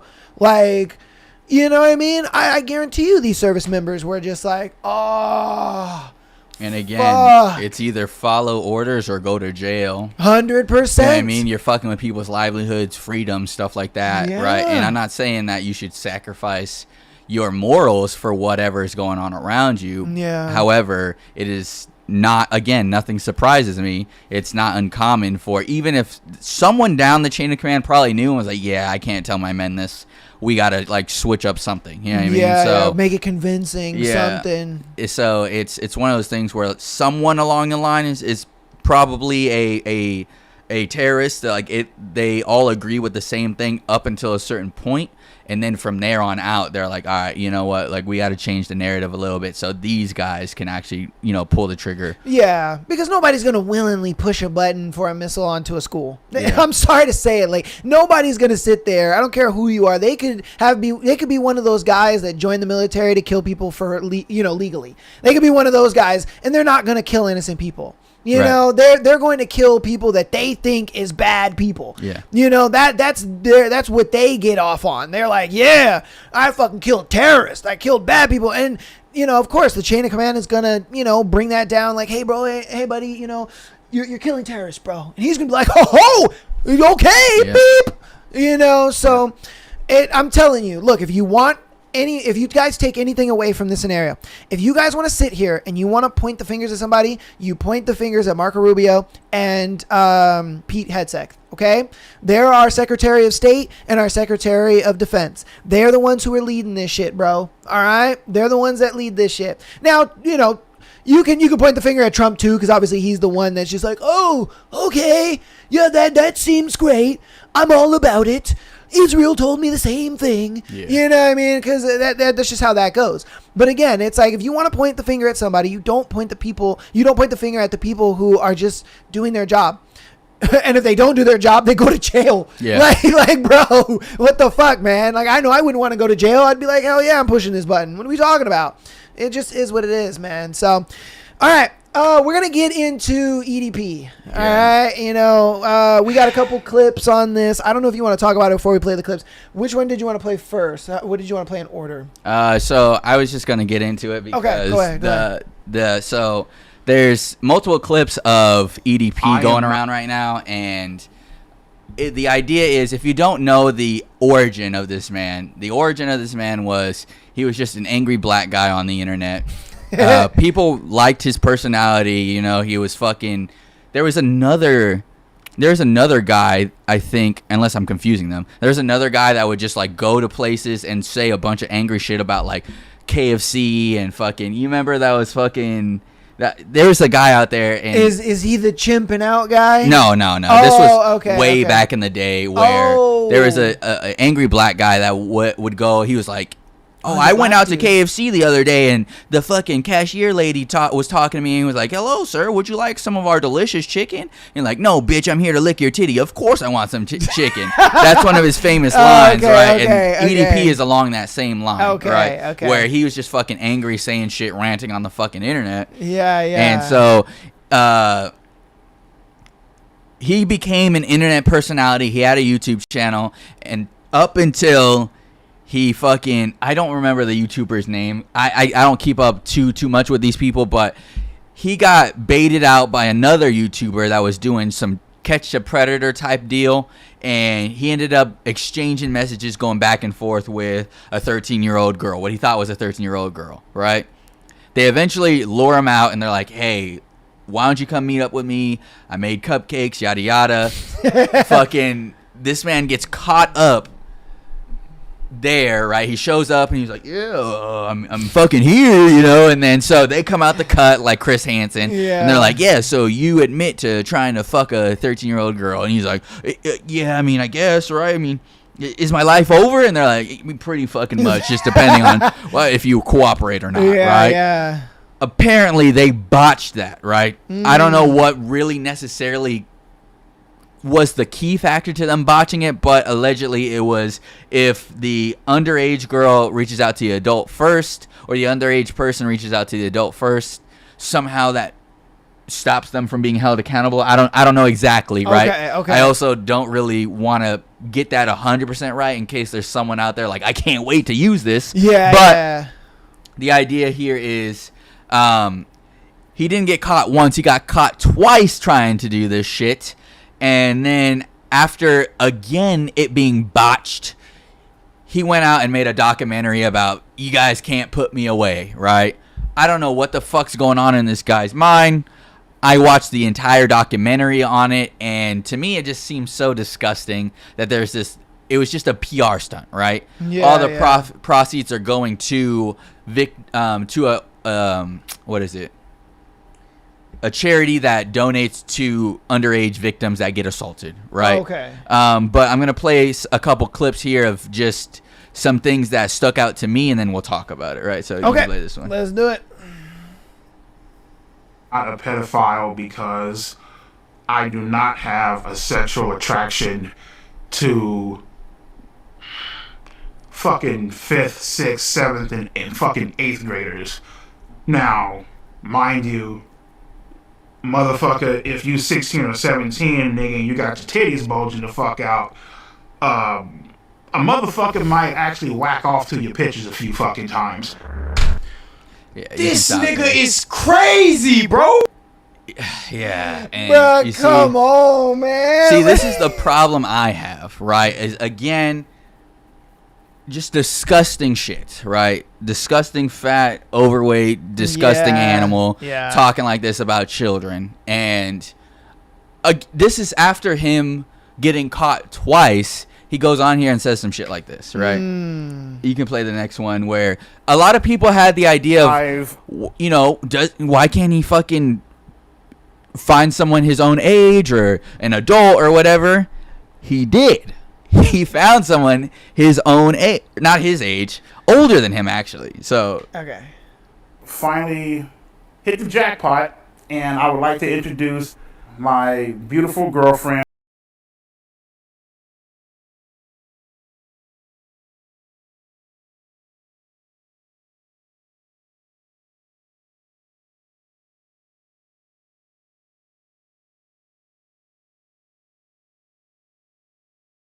is actually 445 pounds.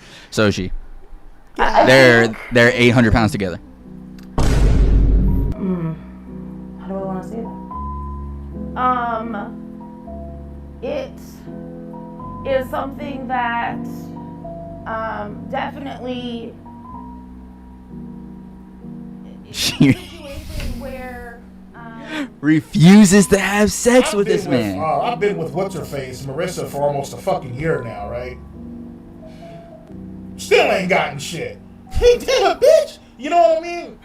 Like, come on, nigga. You know, I've finally hit the. Oh my god, bro. He gets a girlfriend. He's 30 something, right? He's close to our age. She's 42. Yeah. They met on one of the dating apps, right? Again, they talk about it in the actual documentary. He goes on. He actually was able to go on dating apps and find a fucking girl. Yeah.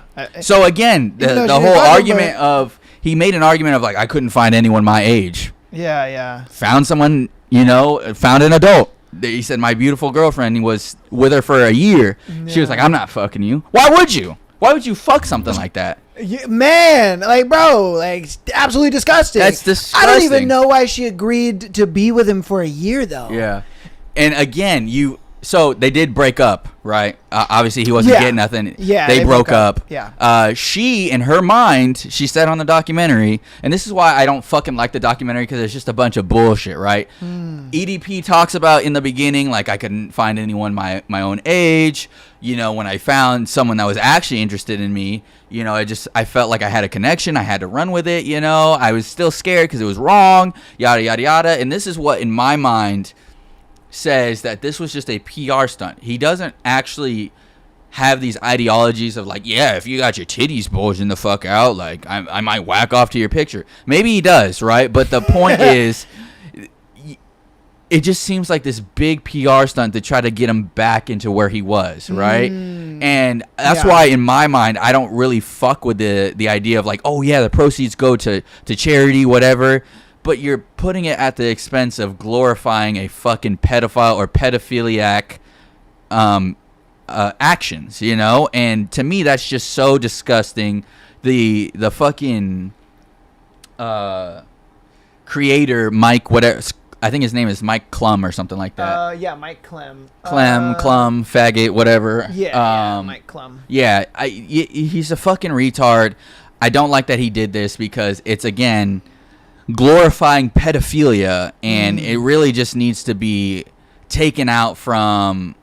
He needs to be removed from society, right? He did it once. That was a setup. It was fake. The second one was a real female, right? And again, you can go on the documentary, and this was I think she was 13 at the time, or they say she was 15 at the time, whatever. She was in a Discord server that was for the content creator Gideon, right? And if you know Gideon, he's along the same lines. So it talks about in the documentary, she was in the Discord server. EDP actually messaged her this time.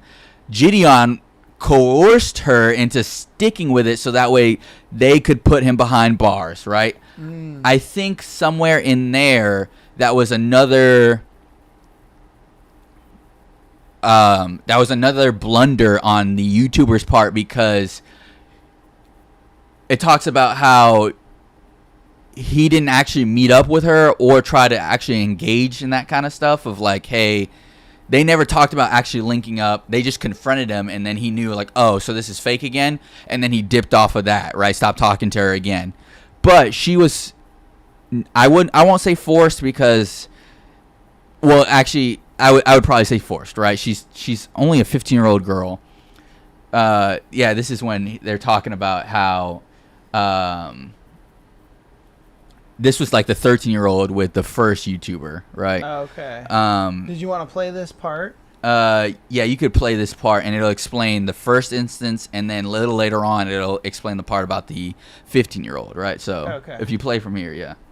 All this shit, Yeah, so it was about a month in when things started getting sexual.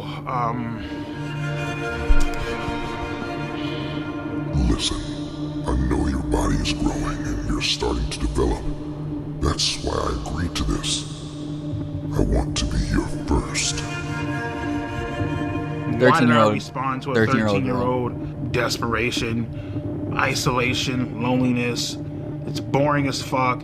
You have nothing going on. You don't even know how to talk to a fucking girl. If you want, we can try oral first. I can taste and lick on your vagina. And then you can suck my cock. you need some sort of excitement in your fucking life. So I said fucking and went along with it. You're so hot and cute, and even have me jerking off. Ooh, that's hot. Can I see? Oh, wow. It's so big.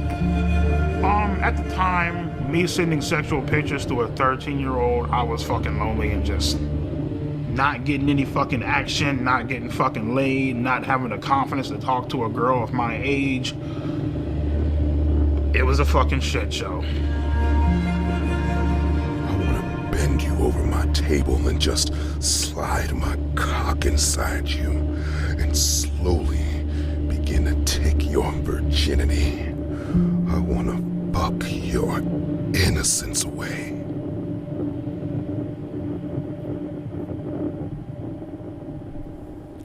TikTok's probably not gonna like this, but They not, but I mean, hey, look, you get it raw and uncut here. We're right? streaming on YouTube and Instagram as well. Yeah, so this is on YouTube. Yeah, you can go look at it. That's why I was like, I don't necessarily want to play the whole thing. Yeah, we're just playing pertinent clips to what he's talking about. That's why we played that clip. He was talking about the 13-year-old. This is those were verbatim what he said and what the other YouTuber was sending back to him, right? Yeah. It wasn't an actual 13-year-old girl, but that's what EDP thought. And then so, play the part where he gets confronted, because then you'll be able to see what YouTuber I'm talking about. I forget his name. It's like Chad something.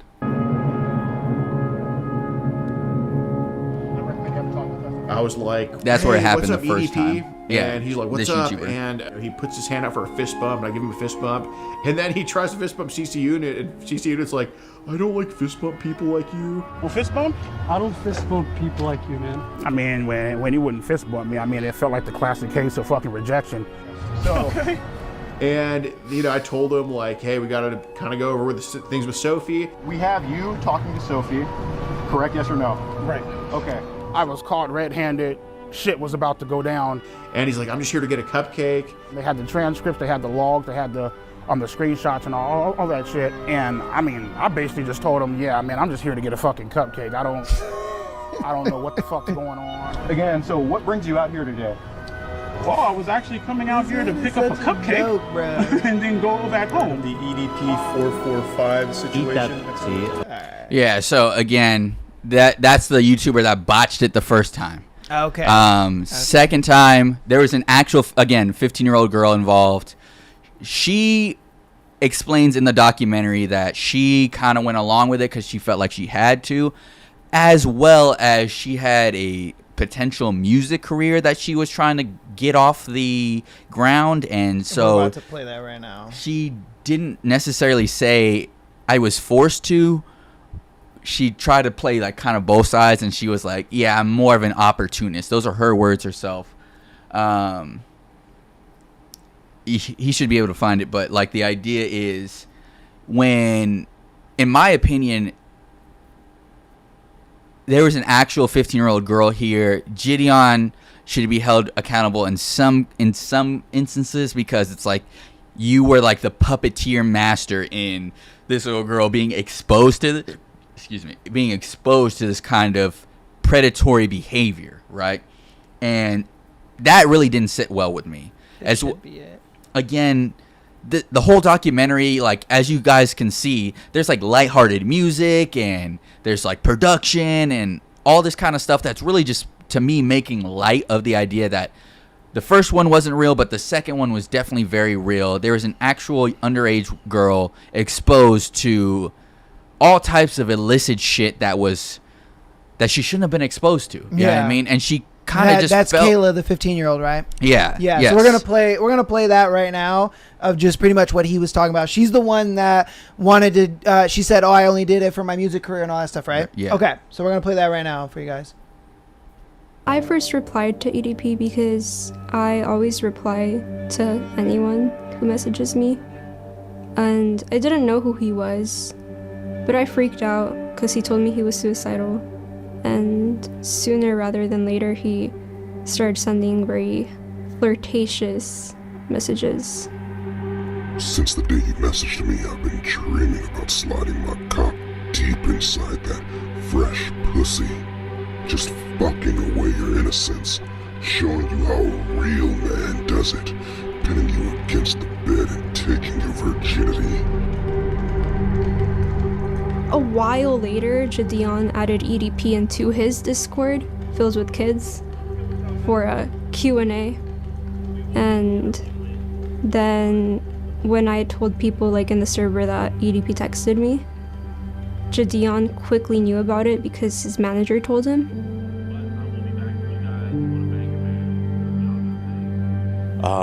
Well, my government name is DeMarcus Cousins III, but everybody on the internet knows me as Gideon.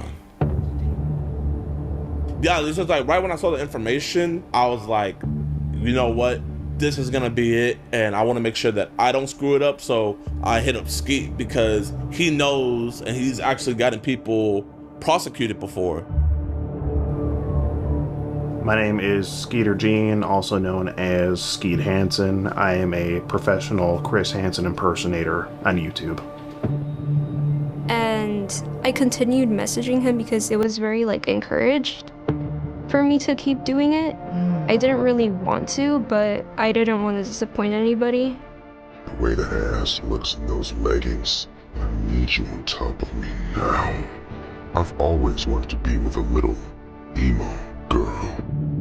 Because he sent me videos saying that he was gonna shoot me and kill me if I ever said anything. See, Taylor, don't mean to scare you, but now I have to fucking shoot your ass.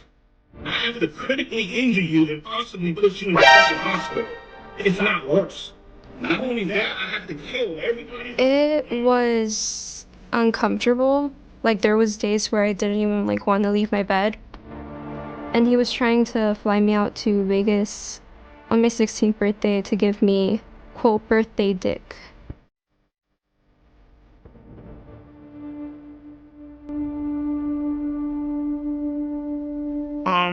Well, See, and that's the point I'm getting at is, again, she admits a little bit later that there's a lot to cover, so like I won't really get into all of it because it's just a lot. I suggest if you want to, it's definitely a viewer discretion advised. If you want to go see the rest of it, you can, but there's some more in there where she photoshopped, allegedly she photoshopped some pictures to send to him, as well as they don't really know if Gideon was saying like, don't do it, don't send pictures, do send pictures, keep it going, that sort of thing. But what ended up happening was we all see that EDP is a fat motherfucker, right? He's fucking huge. He got his name from, he stepped on the scale, the scale said 445 pounds. So he put his name as EDP because he's a porn addict, and he put numbers at the end of his fucking weight. So I say that because he has to undergo dialysis because he has stage 5 kidney disease.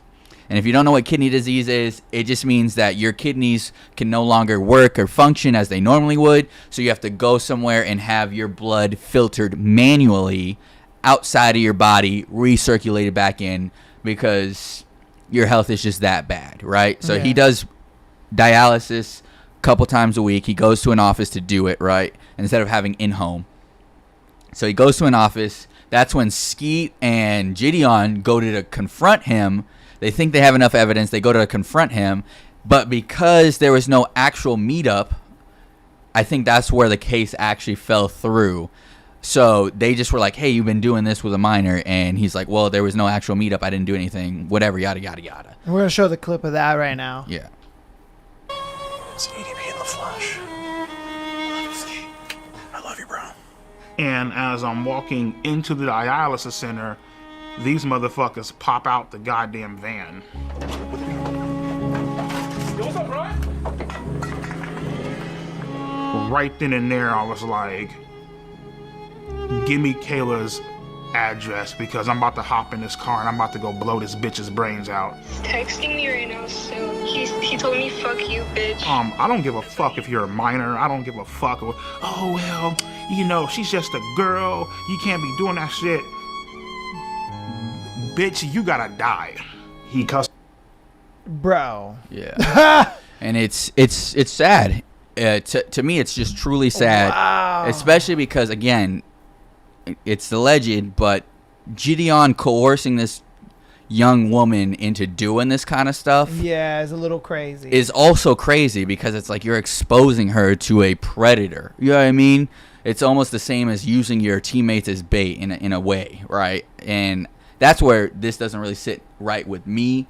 And so again, it'll get into that whole idea of Gideon pushing her to send photos and all that kind of stuff. And so the whole documentary to me is, again, so distasteful, so disgusting, because to me it's just really making light of everyone involved around the idea of pedophilia, and it really just disgusts me as a dad with daughters that like this kind of stuff is just out there, as well as this young girl. Again, she admits, like, I didn't really want to disappoint anyone. I felt like I had to. You know what I mean? And that's the exact same predatory behavior that gets them to stay quiet about their abuse that they take when they are assaulted or whatever, because they feel shame. They feel like they are going to disappoint people, cause issues, whatever. The young children, the young mind doesn't know how to handle this stuff. So they kind of just run along with it because they feel like they have no other option. So again, I don't condone the creator of this documentary at all either. Even though he's donating the proceeds, I really feel like he should not have just done anything like this at all. Yeah, because it's a lot, dude. But we're gonna show, obviously, Gideon pushing her more to keep going at this. Yeah. So we're gonna show this clip right now. EDP any pictures of me that were nude. What did happen when he asked me for them was that Gideon got like a look-alike of me, and I kind of photoshopped her face into Google pictures. And she told me something about like her like looking up like something in photoshopping, and I was like, okay, no, like do not do that. To my knowledge, I never knew that she actually sent anything because I never seen any images of that. But I don't believe she that. sent something explicit. Yeah, bro. Kayla Hoskins actually sent a picture of her tits. You know, she didn't Photoshop a goddamn thing. She literally sent me fucking nudes of her fucking tits. I feel like she's a fucking scam artist. I feel like she's a bitch. I feel like she's very stuck up. She's very conniving. So I'd like to let the viewers know that I don't know what they're gonna say, but don't believe it. Because I have proof. I'm just too scared to show the proof because Gideon has a big audience and I don't want them to attack me. But I could show some of the proof. Proof of him kind of encouraging it. So she is Maybe she's Gideon's sort of scam artist, using Gideon being controlled by Illuminati, Gideon the whole is friends situation with as EDP's under leverage investigation. to boost Legal her music firearms, career wow. and such. So, you know, again, while she's technically, she's a victim, I think she's kind of using the whole situation as leverage to gain followers a little bit. Now, me personally, am I an opportunist? Yes, I am. But I don't think there's anything wrong with that, as long as you're not harming anybody. And I don't think I was harming anybody. She's too young for especially this. when you're my age, if you're 16, people are going to think that you're young and dumb. So you kind of have to be an opportunist. You have to make your own opportunities. You cannot be waiting for them. But this entire situation was not that at all. Uh-huh. Yeah, bro. Okay, so she is 18 now. Okay. Like, I didn't know. But well, yeah, obviously, either way, she's coming out as an adult now because she couldn't say any of this stuff if she was still a minor, but legally anyway. But yeah, bro, that's so false. Like, you can't sit there and be like, oh, you know, I'm super young, and so that means I'm just gonna play along with all this shit. Like, what? No, bruh, no, that's ridiculous. I don't know. I feel like, again, this shouldn't have happened. Yeah. Right. Yeah. And again, the whole documentary, in my mind, kind of makes light of all the situation where really EDP should be behind bars, right? Yeah. He has one friend, a lot of his friends blocked him, but he has one friend that stuck up with him, and he said EDP did nothing wrong. He says in there, like, we've all messaged someone we had no business messaging, so that motherfucker needs to be under investigation as well.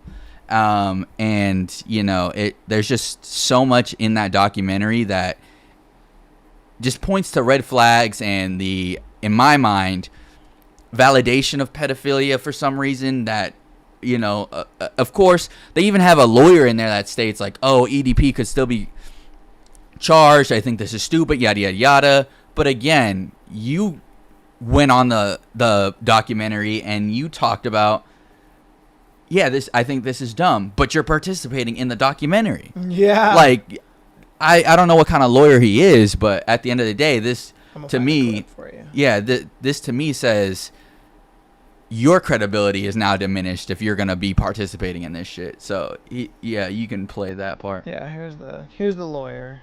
It's just a stupid fucking idea. All right, what's up with you bitch ass motherfuckers? Admits to 16 Okay, crimes. so the first picture is his erect penis, and then the second one looks like he has ejaculated. So that will get you into trouble. He's well within the statute of Cooking limitations. himself, though. Just on that alone, he could be prosecuted.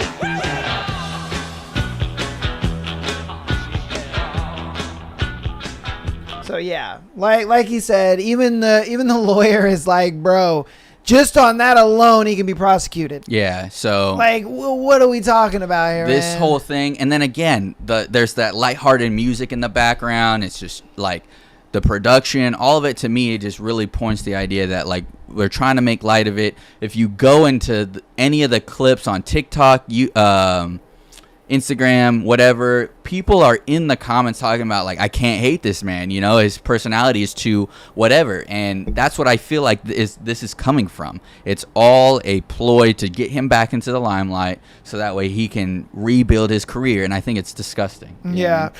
Okay. Instead of watching the clip, we're just gonna watch the real thing. Fuck these clips. This is obviously his hit list, right? He has what he calls a bitch list of people he doesn't like, and then a real nigga list that people he does like. Okay, so we're gonna watch that right now, Yeah. and there is a plane outside. So hopefully you guys can't hear that fucking plane outside. All right, here we go. To the real fucking gangsters of the fucking internet, you know what I mean? First up, we got Andrew Tate. He likes to preach about men and women not being equal because they're not fucking equal. Next up, we got my motherfucking main bitch, Donald fucking Trump. We got my man Joe Rogan. This guy's a fucking beast, man. I love this bald-headed ass bitch, you know what I mean? We got Fresh and Fit in his podcast. He's always shitting on fucking women. Yeah, it's fucking, I love that bitch. Andrew Tate's brother, so yeah, you already fucked. That's enough said. On to my motherfucking main nigga, Ben Shapiro. Listen to him and you'll be great in life. Sneeko, guy is cool as fuck. Sneeko, if you're watching this shit, come on out to Vegas, man. I'll treat you to some fucking tacos. Next up, we got Pearl Davis. Love this hoe because she shits on women and she is a fucking woman, you know what I mean? These are the certified OGs of the internet, and I couldn't imagine a world without them. I think the bitch list is as you guys know. Is it? Okay, I'll find the bitch list. Yeah. Right, so again, I wouldn't. I know all those people probably don't even have EDP on their radar because none of them have mentioned him at all. So for him to like, they're some of the OGs on the internet, to me is just kind of like, okay, cool. They're not really associated, but I'd be careful if I were them clapping back because you don't want to end up affiliated with the likes of this fucking fat man. You know what I mean? Yeah. So yeah, here it is, the bitch list. Okay, I found the clip. Yeah, this is but this proves without refutable evidence that this man is deeming himself as an incel, right? Because he talks about somewhere else in this documentary of his porn addiction and the people that he hates because they either called him out or because he couldn't get with them. So this is that bitch list that he's talking about. All right, roll clip. Penguin Zero.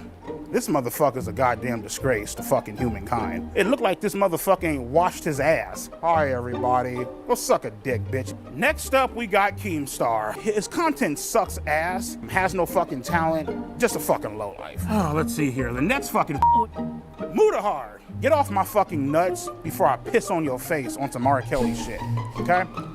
Hassan Piker, your typical fucking liberal, far left, goddamn socialist. Next up, we got Asmongold. Look like he saw a fucking ghost. Matter of fact, fuck a ghost, nigga. What you need to see is a goddamn cleaning service, my nigga, to clean that dirty ass, junky ass motherfucking house, bro. Aiden Ross. Typical bitch, Jufro, toss his motherfucking ass up in the goddamn ashtray, nigga, with the rest of his fucking ancestors. Fuck him. These hoes right the fuck here are the exact reason why this world is fucked and men disrespect the living shit out of fucking women.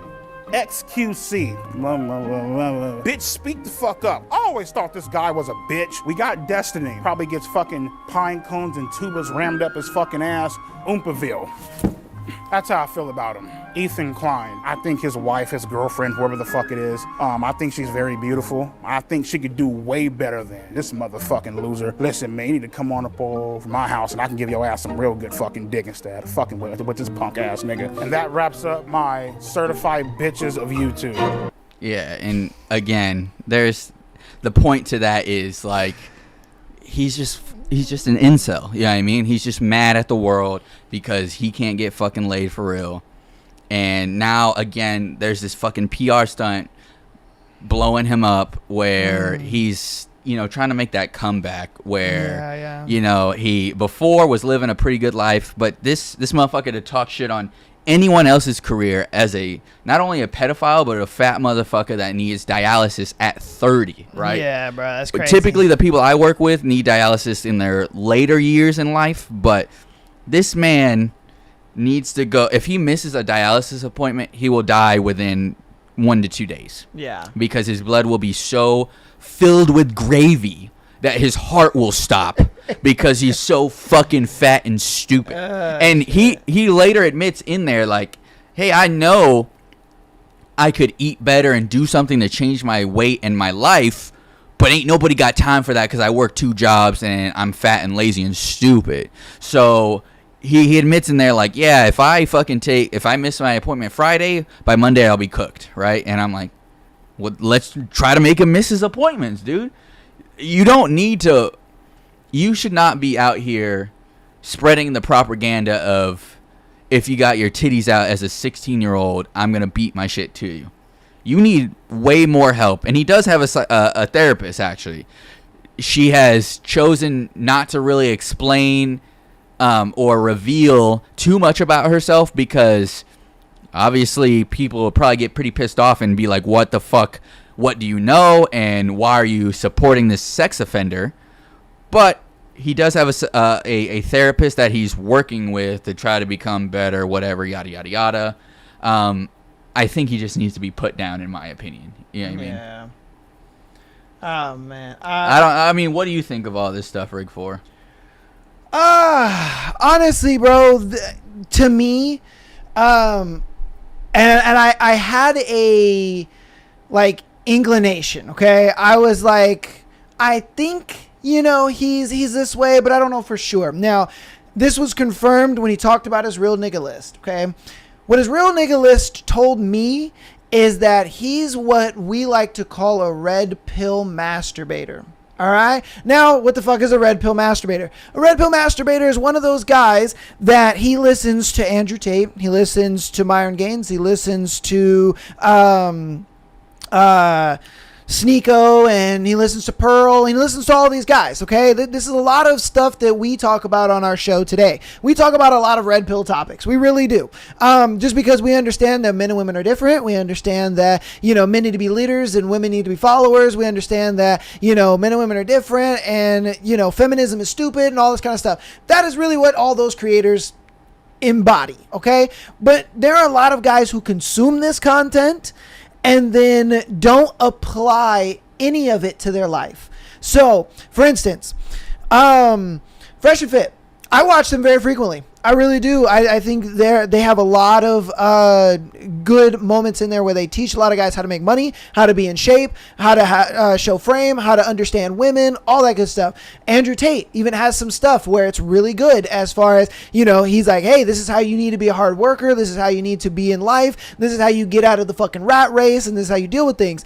Sneeko used to be, you know, very red pill in the part of, you know, he would break videos down and he'd be like, see, yeah, this is, you know, why you don't do X, Y, and Z with women. This is why you stay away from these type of women, so on and so forth. You look at Pearl. Pearl is the same way, where Pearl will confront other feminist women like, dude, this is propaganda and it's retarded and it's ridiculous. It's dumb. And so a lot of these creators tell men, hey, look, this is how you understand women. And then when you understand women, you need to do things that will then make you more attractive to women. I.e., a lot of the times of what I say is when guys break up with their girlfriends, I say, hey, you need to get in the gym. You need to start working out. You need to find a hobby, that you can get into, work more hours to make more money. And then once you have those things kind of culminated together, then you're able to, be a better person, and you're able to forget your ex and not go back to her, so on and so forth. But that's the thing where it's a lot of guys, they will look at it like, I rather just tell bitches that they're hoes and they're this and that, but I'm not going to do the work on my end.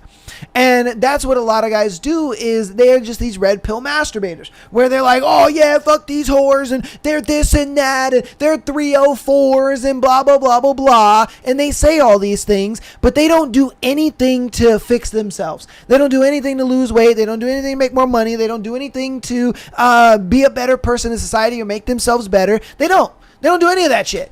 They sit there and they just want to whine and complain about women all day. And since they want to just sit there and whine and complain about women all day, these are the type of guys that are in those comment sections, where they're sitting there and they're just red pill masturbators. They're just like, oh yeah, fuck, oh yeah, I love this. Because they'll be in the streams, right? And they'll be sitting there saying, oh, fuck these hoes, and they're this and that, and da-da-da-da-da. And then they'll go click on the bitch's OnlyFans, you know what I mean? Or hit her up on Instagram. You did so great on that show. And they'll sit there and watch whatever podcast, or they'll watch fucking Fugazi podcast. They'll watch all these fucking podcasts, and they'll sit there, oh yeah, she's a whore, she's this and that, da-da-da-da. And then they'll go and fucking pay for her OnlyFans, and they'll jerk off to her shit, hit her up on Instagram talking about, oh yeah, bro, you did amazing on there. Those are the red pill masturbators. And I think EDP is the biggest one of them. Yeah. You know what I mean? He is the quintessential example of these guys that are red pill masturbators. Now look, if you're a guy that takes the red pill, okay, you take the red pill and you actually put in the work to make more money, to be more physically fit, to actually, be in the entrepreneurial mindset that you like to push a lot. They actually take steps to move towards that, then great. You actually took the red pill and you understand women and you're moving accordingly. But a lot of guys, don't. And that's why they send a bunch of stuff to our show, and they're like, oh bro, my girl cheated on me and she had sex with this guy, and I asked her if he nutted in her, and I wanted to know how big his dick was and all this kind of stuff. How can I get back together with her, bro? Those are the guys who are considered red pill masturbators, because they sit there and they consume all this content, but they don't do any of the work.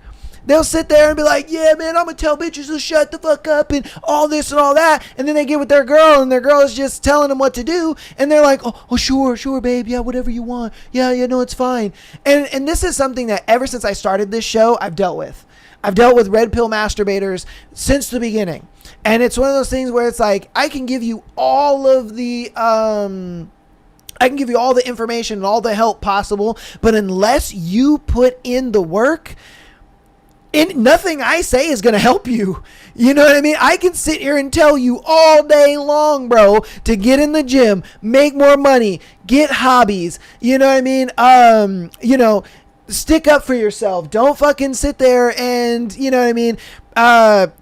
Be like just...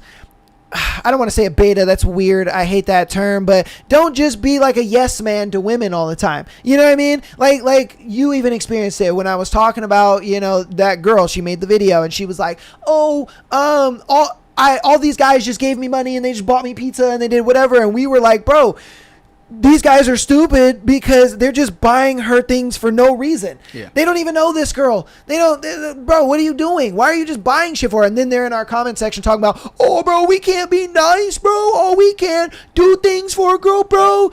Those are the guys that I'm talking about. They are the EDPs, man. I think if this documentary teaches you anything, okay? If this documentary teaches you anything, it teaches you that these guys are real and this is what they look like. Yeah. Those guys that are red pill masturbators and they're in the comment sections, you know, of these, you know, women's, you know, videos, and they're on the whatever podcast, and they're on Fresh and Fit, and they're on Fugazi, and they're over here just in the comment section talking about, oh, bro, they're hoes, and they're this and that. You should tell them to shut the fuck up. That's Jitty, or that's EDP, bro. Yeah. That's just what that is, man, and that's who he is. He's a red pill masturbator. You know what I mean? And it just is what it is. And like I said, I thought that he was, because of just everything that I was seeing in clips. You know what I mean? I was seeing clips, and I'm just like, I've seen this kind of like guy before. You know, I've seen this type of behavior before.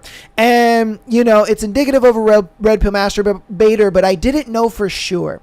So I was like, I'm going to watch the documentary myself, or we're going to watch it on the show. And just going through the clips that we went through, yeah, the moment he was like my real nigga list, I was like, yeah, you're a red pill masturbator, bro. 100%. Because everybody that was on his real nigga list are red pill creators. And that's just the way it is, dude. I get it. The red pill is nothing more than just telling the truth. Sorry to say it. I know a lot of people sit there and they don't like the red pill and they think it's this and that and blah, blah, blah. But it's like, bro, if you actually take the information and improve your life the way that we have done, you will be successful. I mean, everybody, okay, here's one thing that I love so much when people get in my comment section. They're just like, well, where's your girlfriends? And I'm like, he's married. I'm like, bro, he's married. Like, he is a considered red pill content creator that's married, bro. Like, shut up. It is so funny to me, man. It is the funniest thing ever. But again, it's just one of those things where, like I said, a lot of guys are like him. Majority of men are like him. And, you know, you don't believe us? Dude, you can go back to any one of our episodes. And yeah, there's a lot of cucks. Dude, yeah, that's all we're doing. We're like, dude, another cuck. Oh, man, another cuck. Okay, hold on. We keep this video archived for a reason. He knows where I'm going with this. It's literally my favorite, dude. Fuck. Oh, it's so man. bad, though. I mean, it is it's so the bad. truth of the matter, though. Oh, it really is. It is really the truth, bro. It really is. And look, bro, we keep this video around to show guys. Oh shit. We keep this video around to show guys that, hey, this is you, bro. Yeah. This is you. Yes. So look, all right.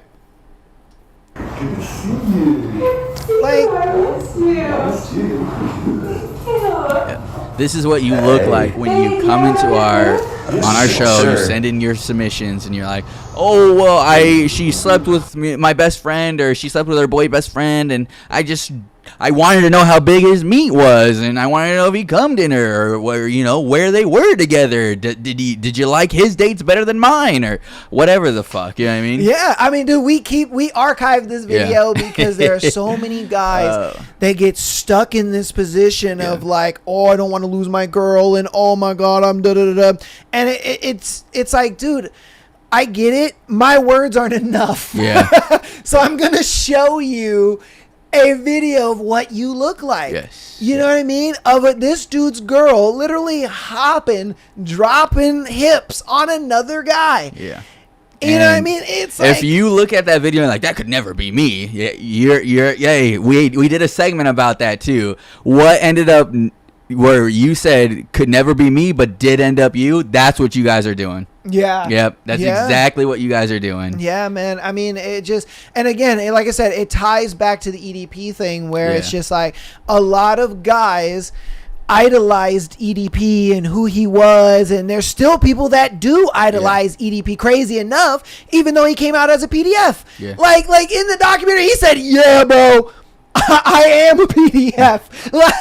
Bruh, I don't know what else to tell you, bro. He said he is a PDF. It just is what it is, man. Like, I'm not making anything up. I'm not taking it out of context. It's just he said it himself, and the fact that he said it himself just goes to show you that it's like a lot of guys thought the way that he did. It's why he had an audience. It's why he was as big as he was. And like the Riga said, he's trying to claim his fame again. Yeah. And it's crazy because there are so many guys who are still like that because they're now, just considered red pill masturbators. He's going to gain that audience. That audience of red pill masturbators, that's who's going to be his audience. Is these guys that go on these red pill podcasts and they sit there, yeah, bro, she's a whore and blah, blah, blah. She's a 304, so on and so forth. And so that's who his audience is going to be geared towards. And I guarantee you, if EDP gets big again, that's going to be his audience, bro. It just is what it is. Yeah, if he survives, you know what I mean? If he does survive. That dialysis is no joke. Yeah. But either way, the only reason I brought this to attention is because I do understand that no matter what I do, whatever, he's going to still make his way back to fame because he's already put out the documentary, so he's already out there again. Yeah. People, I keep seeing comments of people like, oh, it's hard to hate the guy, whatever, yada, yada, yada. And it's just sad, that so many people still are going to support him. Yeah. So it's like you said, he's going to end up doing the whole red pill, whatever, trying to get in contact with people. Yeah, he's gonna garner that. You know what? He's gonna garner guys like this. I know you even sent this video in. He's going to garner guys like this. Let's take a look at this. First things first I want you to pay attention to is the ratio. She has 2 cans, and he has 5, and then there's 2 cans of gas station cat food. Off rip, this is a huge play. Pay attention to the girl, okay? He's carrying this conversation on with people that are behind him, and I think that's to avoid looking at himself, putting all the energy drinks down. This is going to be a little controversial. The lean-in, the BBH is insane. So BBH, broke boyfriend hug, it's a huge play for what's going on right now. So what happens, he comes in with a very presumptuous lean in, and she counterplays. How much is that again? And so what happens is she comes back. What she's doing is she's waiting for him to be like, nah, babe, don't worry about it, I got it. Okay, that's what she's doing with the whole extra lean in. All right, don't sit here and think that she's just like, I just need to see how much it is. No, she wants him to be like, oh, don't worry, babe, I got it. If you look at his face, okay, he's like, I ain't gonna pay for that shit. Back. Now watch her face. But something intrigues him. In chat, this honestly is probably upsell of the year. He comes back in, watch it, he grabs it, and this is insane. Late game has to be one of the strongest moves you can do late game, chat. He actually looks over and goes can I get this, please? Can I get this? And she's just like, nigga, really? It's already this much. You know what I mean? Are you serious? Very suggestive, kind of a no-brainer, right? I think that this is either and she's like, whatever, get it. Yep. High gold or low plat. But I think he's smurfing. So he has to be at least diamond elo. Now she's like, really, nigga? Yeah. Really? Bro, she is literally just like, help me, nigga. Like, bro. Really, nigga? Like, that is her right now, bro. Like, literally. That's because after she pulls her card out and he gets her on the upsell for the lighter. Like, mind you, she still hasn't paid yet, bro. Yeah. She still hasn't paid yet. Yeah. She has been waiting for her boyfriend to pay this whole time. And then you see, this chick in the background with a very colorful, red and black sweater. She's like, nigga, will you hurry up? Yeah. Or whatever it was. He completely walks all the way out. The funniest thing. Man. So again, this is what I'm talking about when I say that these guys this is the audience that he's going to try to capture. EDP is going to try to capture these type of guys where they sit there and they believe in the feminist ideology. They believe in women being equal to men and all this stuff.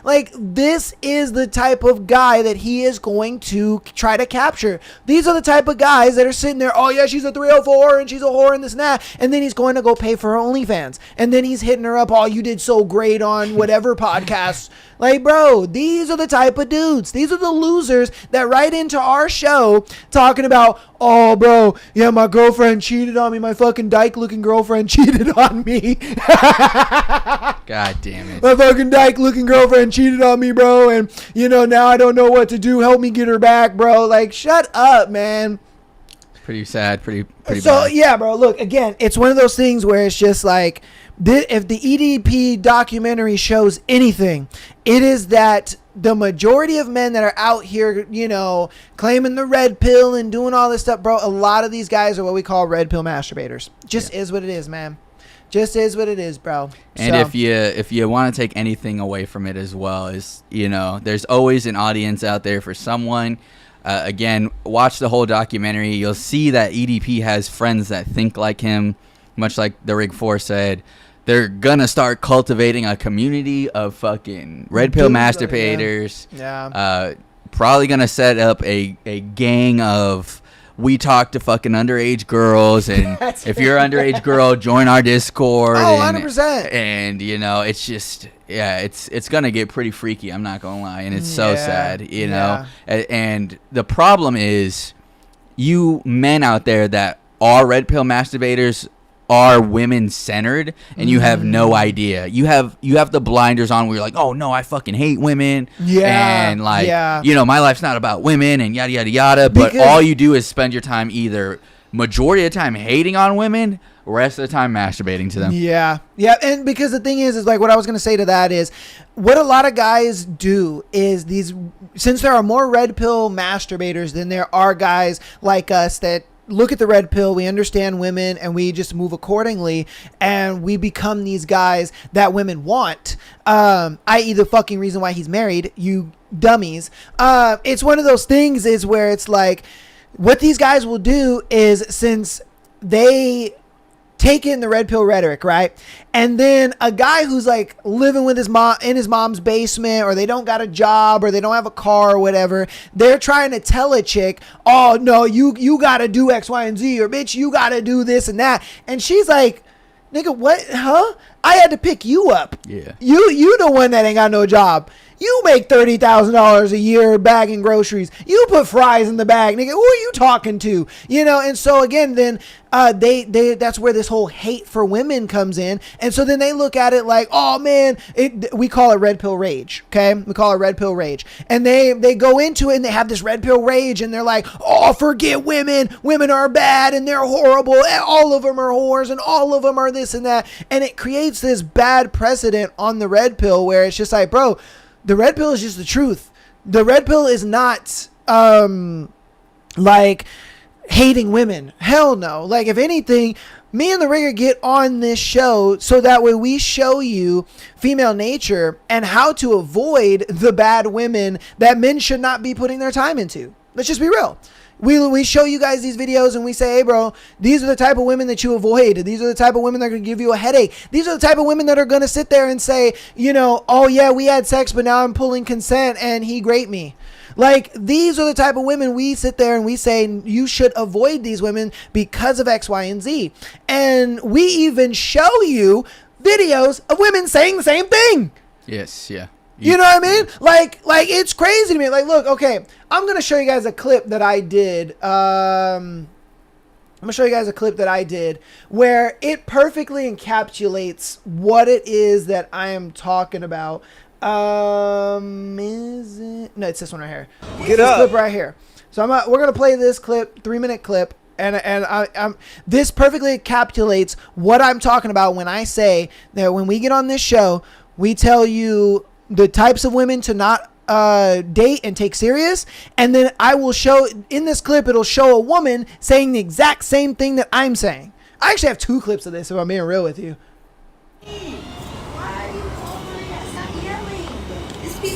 So you're not gonna take the room? And everybody in the comments agrees with me. Bro, that man spent a lot of money on that ring, and he took you to your dream place. So you're not gonna even take it out the case? I feel like this is a lie. What you mean? We came to Hawaii. We in Hawaii. Get down. We can have a The conversation. dream place that you We wanted to can go, have a and conversation it's the down exact here. ring that you wanted. Good thing That I you cut the put line. on TikTok, your repost on everything. I made sure this is the exact ring you wanted with the gold band, the 2 hair stone, all that dumb shit.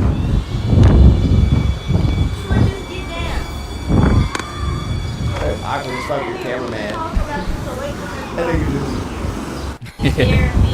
We need all types of stuff. Like, we got a lot of stuff to work on before we decide, oh, we're gonna get back engaged. We're engaged again, everyone. Forget about everything that You happened. can forget about me. So, 'cause I don't went on my way. Well, we still gotta finish the trip though. She could finish that shit by herself, real shit. All right, man. I've been wanting to go over this video for a long time, bro. This video is a perfect example of why I tell dudes all the time, never get back together with a girl. Whether she's cheated on you, broke up with you, whatever, it does not matter. Never get back together with a girl. She knows what she was doing, bruh. She knows that when she left you, she thought, oh, I could do better. And she was out here fucking Chad and Dominic and, Tyrone and all these niggas. Found out that these niggas didn't want nothing to do with her besides her pussy. And so then she goes crawling back to you. And comes back into your life saying that she wants to be with you again and she made a mistake and there's all these things that she's thought about. This is what really happened. And she will never be honest with you. She might give you hints of honesty and be like, this is my transparent answer. But it's not always going to be 100% true, because if she was 1,000% true with what went on and what happened and what she did, you would never take her back. She went out into the world. She had experiences, situations, hookups, dates, whatever you want to say, and she thought about you the entire time. Maybe even had a relationship or a situationship for a few weeks, and then realized that she made the wrong choice. And now is coming back to you to try to make things better because she really wants you back in her life. She wouldn't have left you if she saw your value to begin with. There are no caps in my raps, bro. You know what I mean? I'm sorry to say it, but I speak nothing but truth on this mic, man. Oh, hold on. I'm him, bro. It just is what it is. Like, I'm just him. And that's what I'm saying. Is like, it all goes back to the simple fact that, look, when you're a guy that takes on the red pill and you understand women and you do the work to make yourself a better man, you too can be him. It just is what it is, bro. Like, you too can be him. And that's again, that's just what I'm saying, is like, that shows a great example of, like, dude, the red pill masturbators, again, they're just gonna get on here, bro. They're just gonna complain and whine and cry and all this kind of stuff. And it's just like, dude, if you can't say something, show a topic, and then have a woman literally say the same thing, confirming exactly what you're saying, like, bro, I don't know what to tell you, pimp.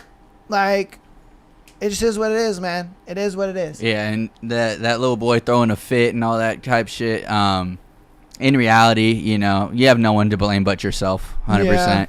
Yeah. That's kind of what that's exactly what we've been trying to preach to you guys, is it ends with the man. Yeah. You got to understand that if she decides she's going to leave, do whatever she wants to do and come back, she knows exactly the type of man that you are. She's going to play whatever game she wants to play with you, because if you take her back, she understands where she stands with you, and that's what she's just trying to game the whole time, right? Oh, yeah. So, again, we try to tell you guys, stop being cucks, stop being placated around the woman, not because we want you to hate women or hate their nature or whatever the case may be, right? Whatever these feminists try to spread about the idea that, red pill is misogyny. The idea is you got to understand the game, play it to its fullest capabilities, so that way we fix the rules, right? Because right now the problem is you men are playing to the idea of logic being the rule set when it's not logic. Women are not logical. They don't play by logical rules. They don't run by logic, right? They run off of emotion, off of fiction, off of whatever you want to call it. The idea that they will try to just drain one of the three benefits that men provide, right? So the idea is you really just need to start not necessarily, actually it is. You need to start with the idea of red pill rage and red pill masturbation is going to keep you stuck in where you're at, right? You're going to continue to be a cuck. You need to accept that you're a cuck right now. And if you want to change, you got to start really listening to what it is about some of these red pill ideologies and taking them and implementing them correctly, i.e., improving yourself as a man and living life on your accord, not performatively, but holistically and genuinely, because it's the performative nature that women can see through, and once they start poking and prodding at your boundaries, you fall apart because you're still masturbating or you're still red pill raging, and you're not actually implementing these things to the core, right? And so that's the problem that you guys are running into and not understanding. Yeah, and I mean, when you had said when you were talking about, you know, women are kind of more of along the line of just, you know, they don't think logically. You know they kind of thinking like the. How'd you say it? Emotion or fiction. Yes, whatever. exactly. Yeah. The emotion and the fiction. This video is a perfect example. I think you sent this one in. Yes. It's a perfect example of a guy who took the red pill, understands women, and is playing that to his advantage. Yes. All right. With the idea of, you know, the emotion and the fiction and so on and so forth. So I'm gonna play this video, and you guys will kind of see what it is that he's talking about when he says that. All right. No. We did it. 2024. So 2 years ago. Okay. My therapist told me to. Your therapist told you to go fuck some? She told me give it a shot. Amazing therapist. Okay. And then that's when I realized I'm asexual. Really? Maybe y'all didn't have that spiritual connection, because even though you do have honestly, I probably need an emotional connection. Yeah, you can bond and create a soul tie first before you guys start getting intimate with each other. Give me those. I'm so proud of you. It's hope for men out there. So yeah. Yeah, easy. Like he said, literally easy. You play into the emotional, you know, fictional this and that of women, and when you understand, like I said, when you take the real red pill and you understand and you do the work, bro, it just is what it is. That's why I always said it, you know, back a couple months, maybe a month ago or something like that. I made a video called Dating is Vain in 2026, where I said, bro, it doesn't matter what you do. It doesn't matter what you say. Do what you got to do and do what you got to say to get the coochie, bro. Like, it just is what it is. Doing these big gestures and trying to, like, make her feel special and all this stuff, bro, who cares? Who cares? Because it's all in vain. I even ran you guys through an entire scenario of, like, you meet a girl, you get her number, you guys are talking, you plan the date, everything is good. Then leading up to the date, she doesn't show up. And you did all this work for her to skip out on you. You know, it's like, bro, dating in 2026 is vain, and it just is what it is. And that's why I look at it like, guys, say what you got to say and do what you got to do to get the coochie, bro. It's in that same realm. And that's why he said, you know, play to the emotions and play to the fantasy side of women. And that's just the way it goes. They're playing the game just as much as we are. Yeah. You know? Yeah. They're gaming the fuck out of men, and it's just programmed into their nature to test, poke, and prod, because at the end of the day, they need to figure out, is this man going to provide? Is this man going to protect? Is this man going to be the leader, right? Yeah. And if they can make you crumble, how can they expect you to lead their children, lead other men, you know, have the status that they want you to have, right? And so in the example that you see, right, he basically says, I have made myself a prize. I have the status of I am asexual, can't be fucking, I cannot be fucked, right? And they took that as like strength and dignity and being in touch with the idea of exclusivity. So they were like, yeah, you might not just have had a emotional connection. He's like, yeah, I just don't think that's possible. That's real. You know what I mean? He played into it to where they felt like I need to qualify to him. A lot of the problem that men run into is they feint it or fake it, or, you know, where they're like, yeah, I just think I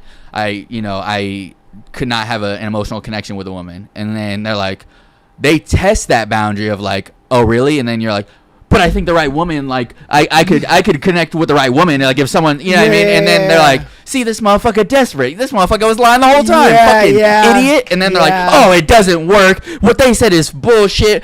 Women don't know what they want. And then they go fucking red pill masturbate or red pill rage and fucking post online about how they hate women, yada, yada. So, yeah. The idea is, like, you just aren't adopting it correctly. You know what I mean? You in yourself don't have a real stance to actually implement those ideas on, and that's where the problem is lying. Yeah, man. I mean, look, you know, like I said, when it comes full circle back to EDP, you know what I mean, those are the type of guys that he's going to try to take on. You know what I mean? Is those guys who are the red pill masturbators, those guys that sit there and, you know, they date these, you know, feminist equal women and all that stuff. It is what it is. And because that's just where we see men going. And this is another, this one where it says, that one. That's another implementation of what we're talking about playing the game, where women will not come out and admit this, but this is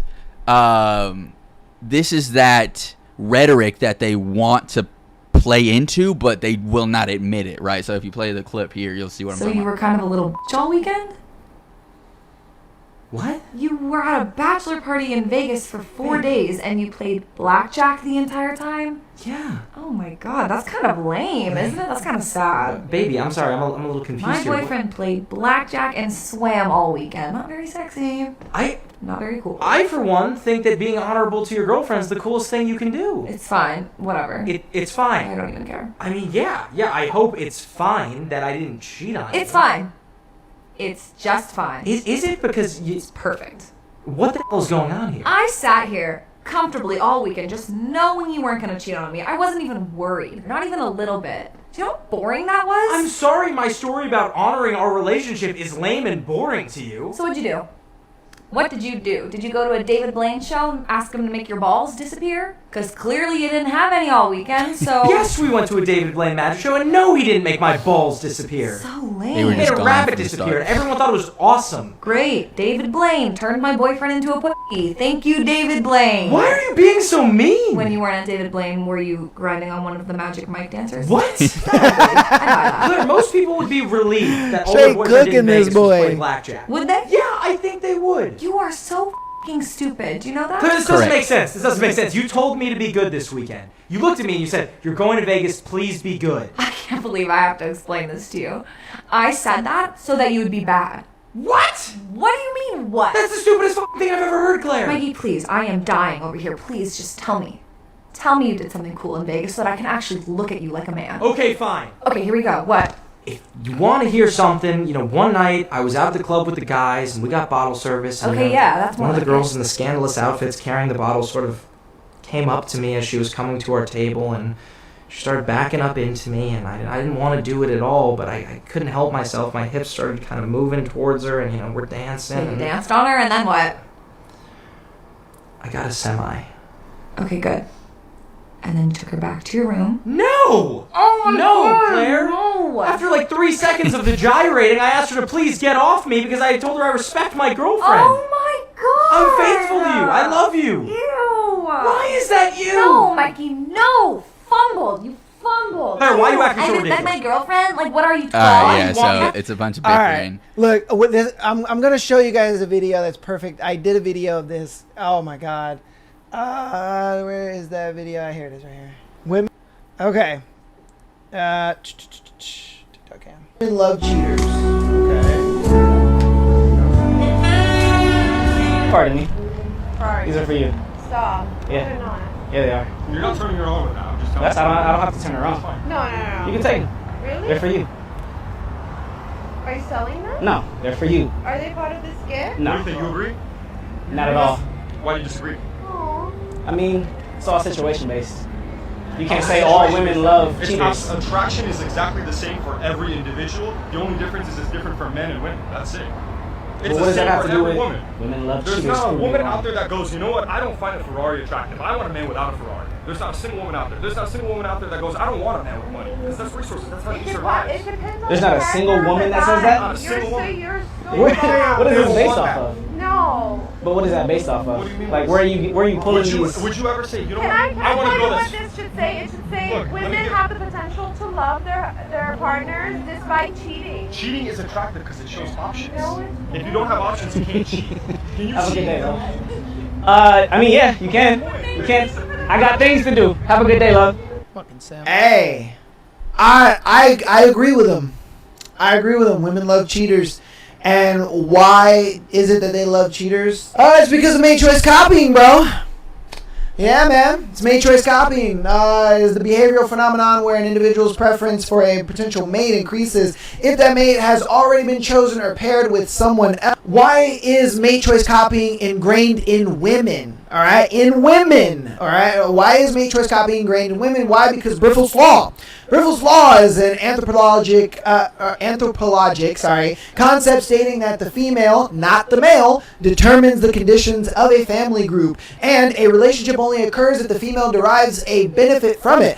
So, in the answer of do women love cheaters? Yes. For the simple fact that these men are able to show that they're attractive not only to one woman, but to a multitude of women.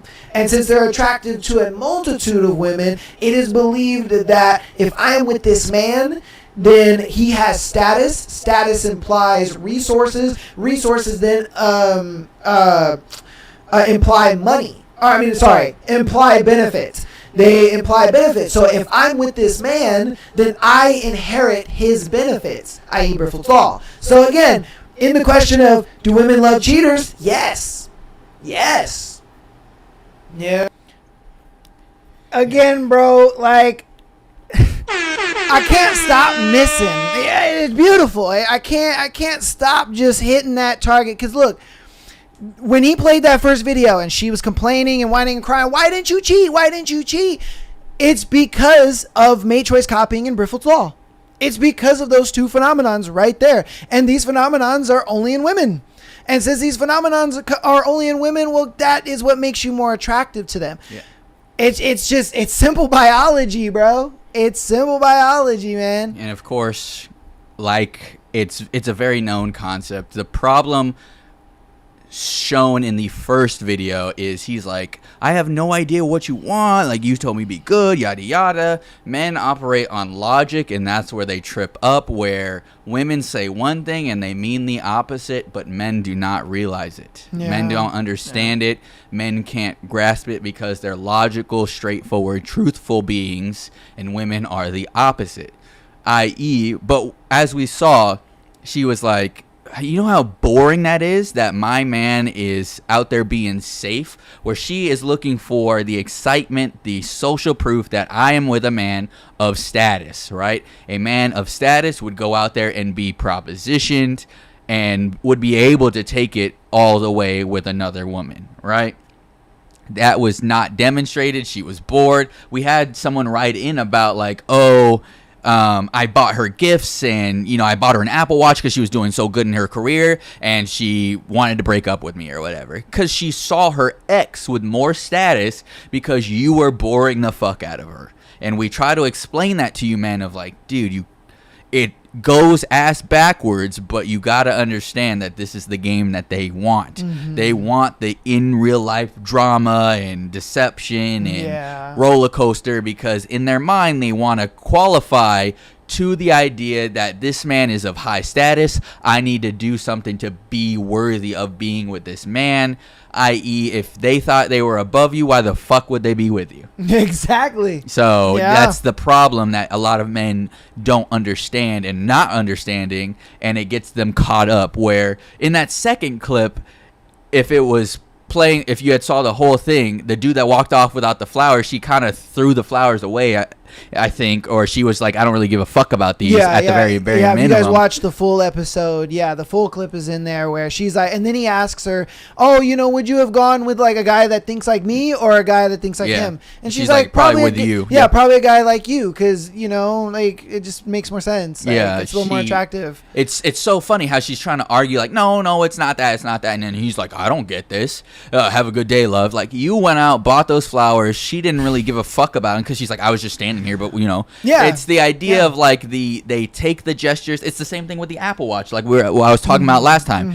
She was doing good in her career, and she's like, I was doing that for myself. Like, I don't give a fuck about this Apple Watch. And then she was like, I've done nothing really to deserve this. Yeah, she's like, I'm gonna go cheat and talk to my ex because this motherfucker is boring. Yeah. And men will still sit there and be like, I don't know what women want, yada yada, and it's like, dude, because you listen to what they say and not what they do, or do the opposite of what they're saying.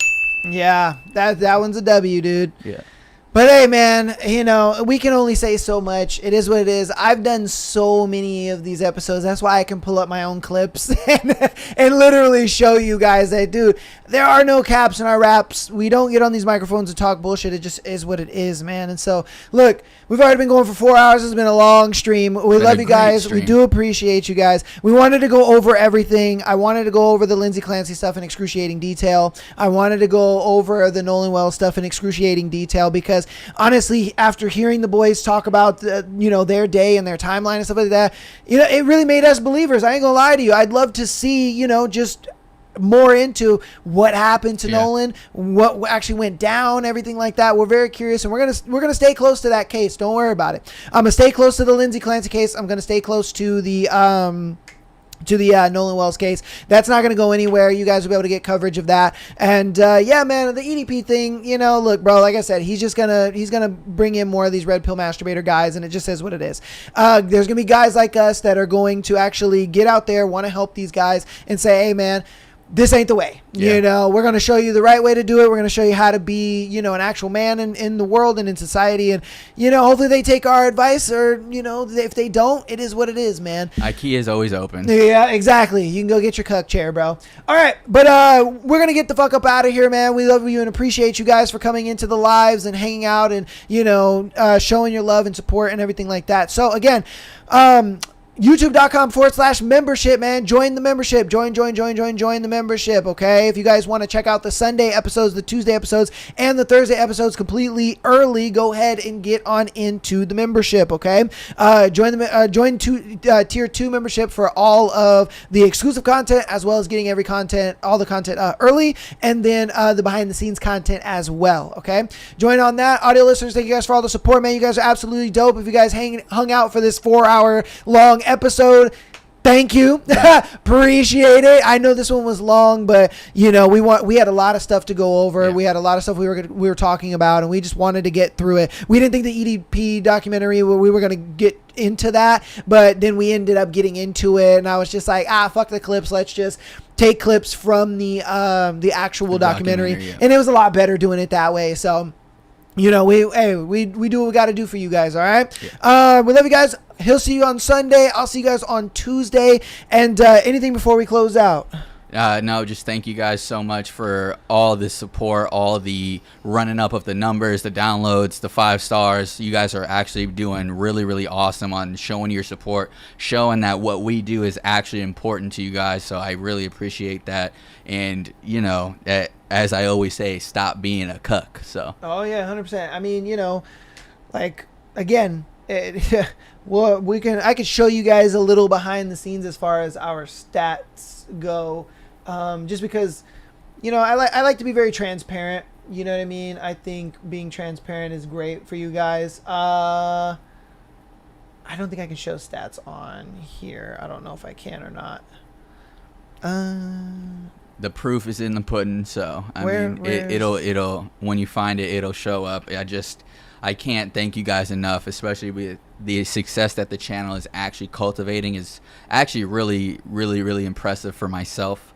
Every time I come in, being able to be behind the camera, being able to actually film and make an impact on not just your guys' life, but people in my life, me and the Rig 4 have talked about it, where we not only learn and grow for the show, we learn and grow off of the show from just doing the research, going into things, actually being able to spend time and dig into this stuff. So it really shows in fruition when you guys are showing that support as well. And like I said, I like to be very transparent with you guys, and I want to show you guys our stats. I really do, because I want you guys to see you guys' impact when it comes to this stuff. And I'm not capping, you know what I mean? Let's go to YouTube here. So look, this is our downloads. This is all you download people. You know what I mean? The fact that we've had almost 1,000 downloads in the last 7 days, insanity, crazy. In the last month, we've had 2,800 downloads,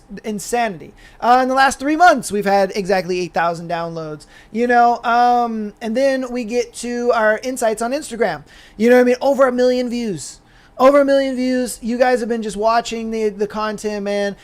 Interacting 100% with our reels. We have over 100,000 interactions with you guys, and that's you guys commenting, that you guys, interacting with the content, all that good stuff, bro. So again, it's like you guys are absolutely, integral to this, if I'm being real with you guys.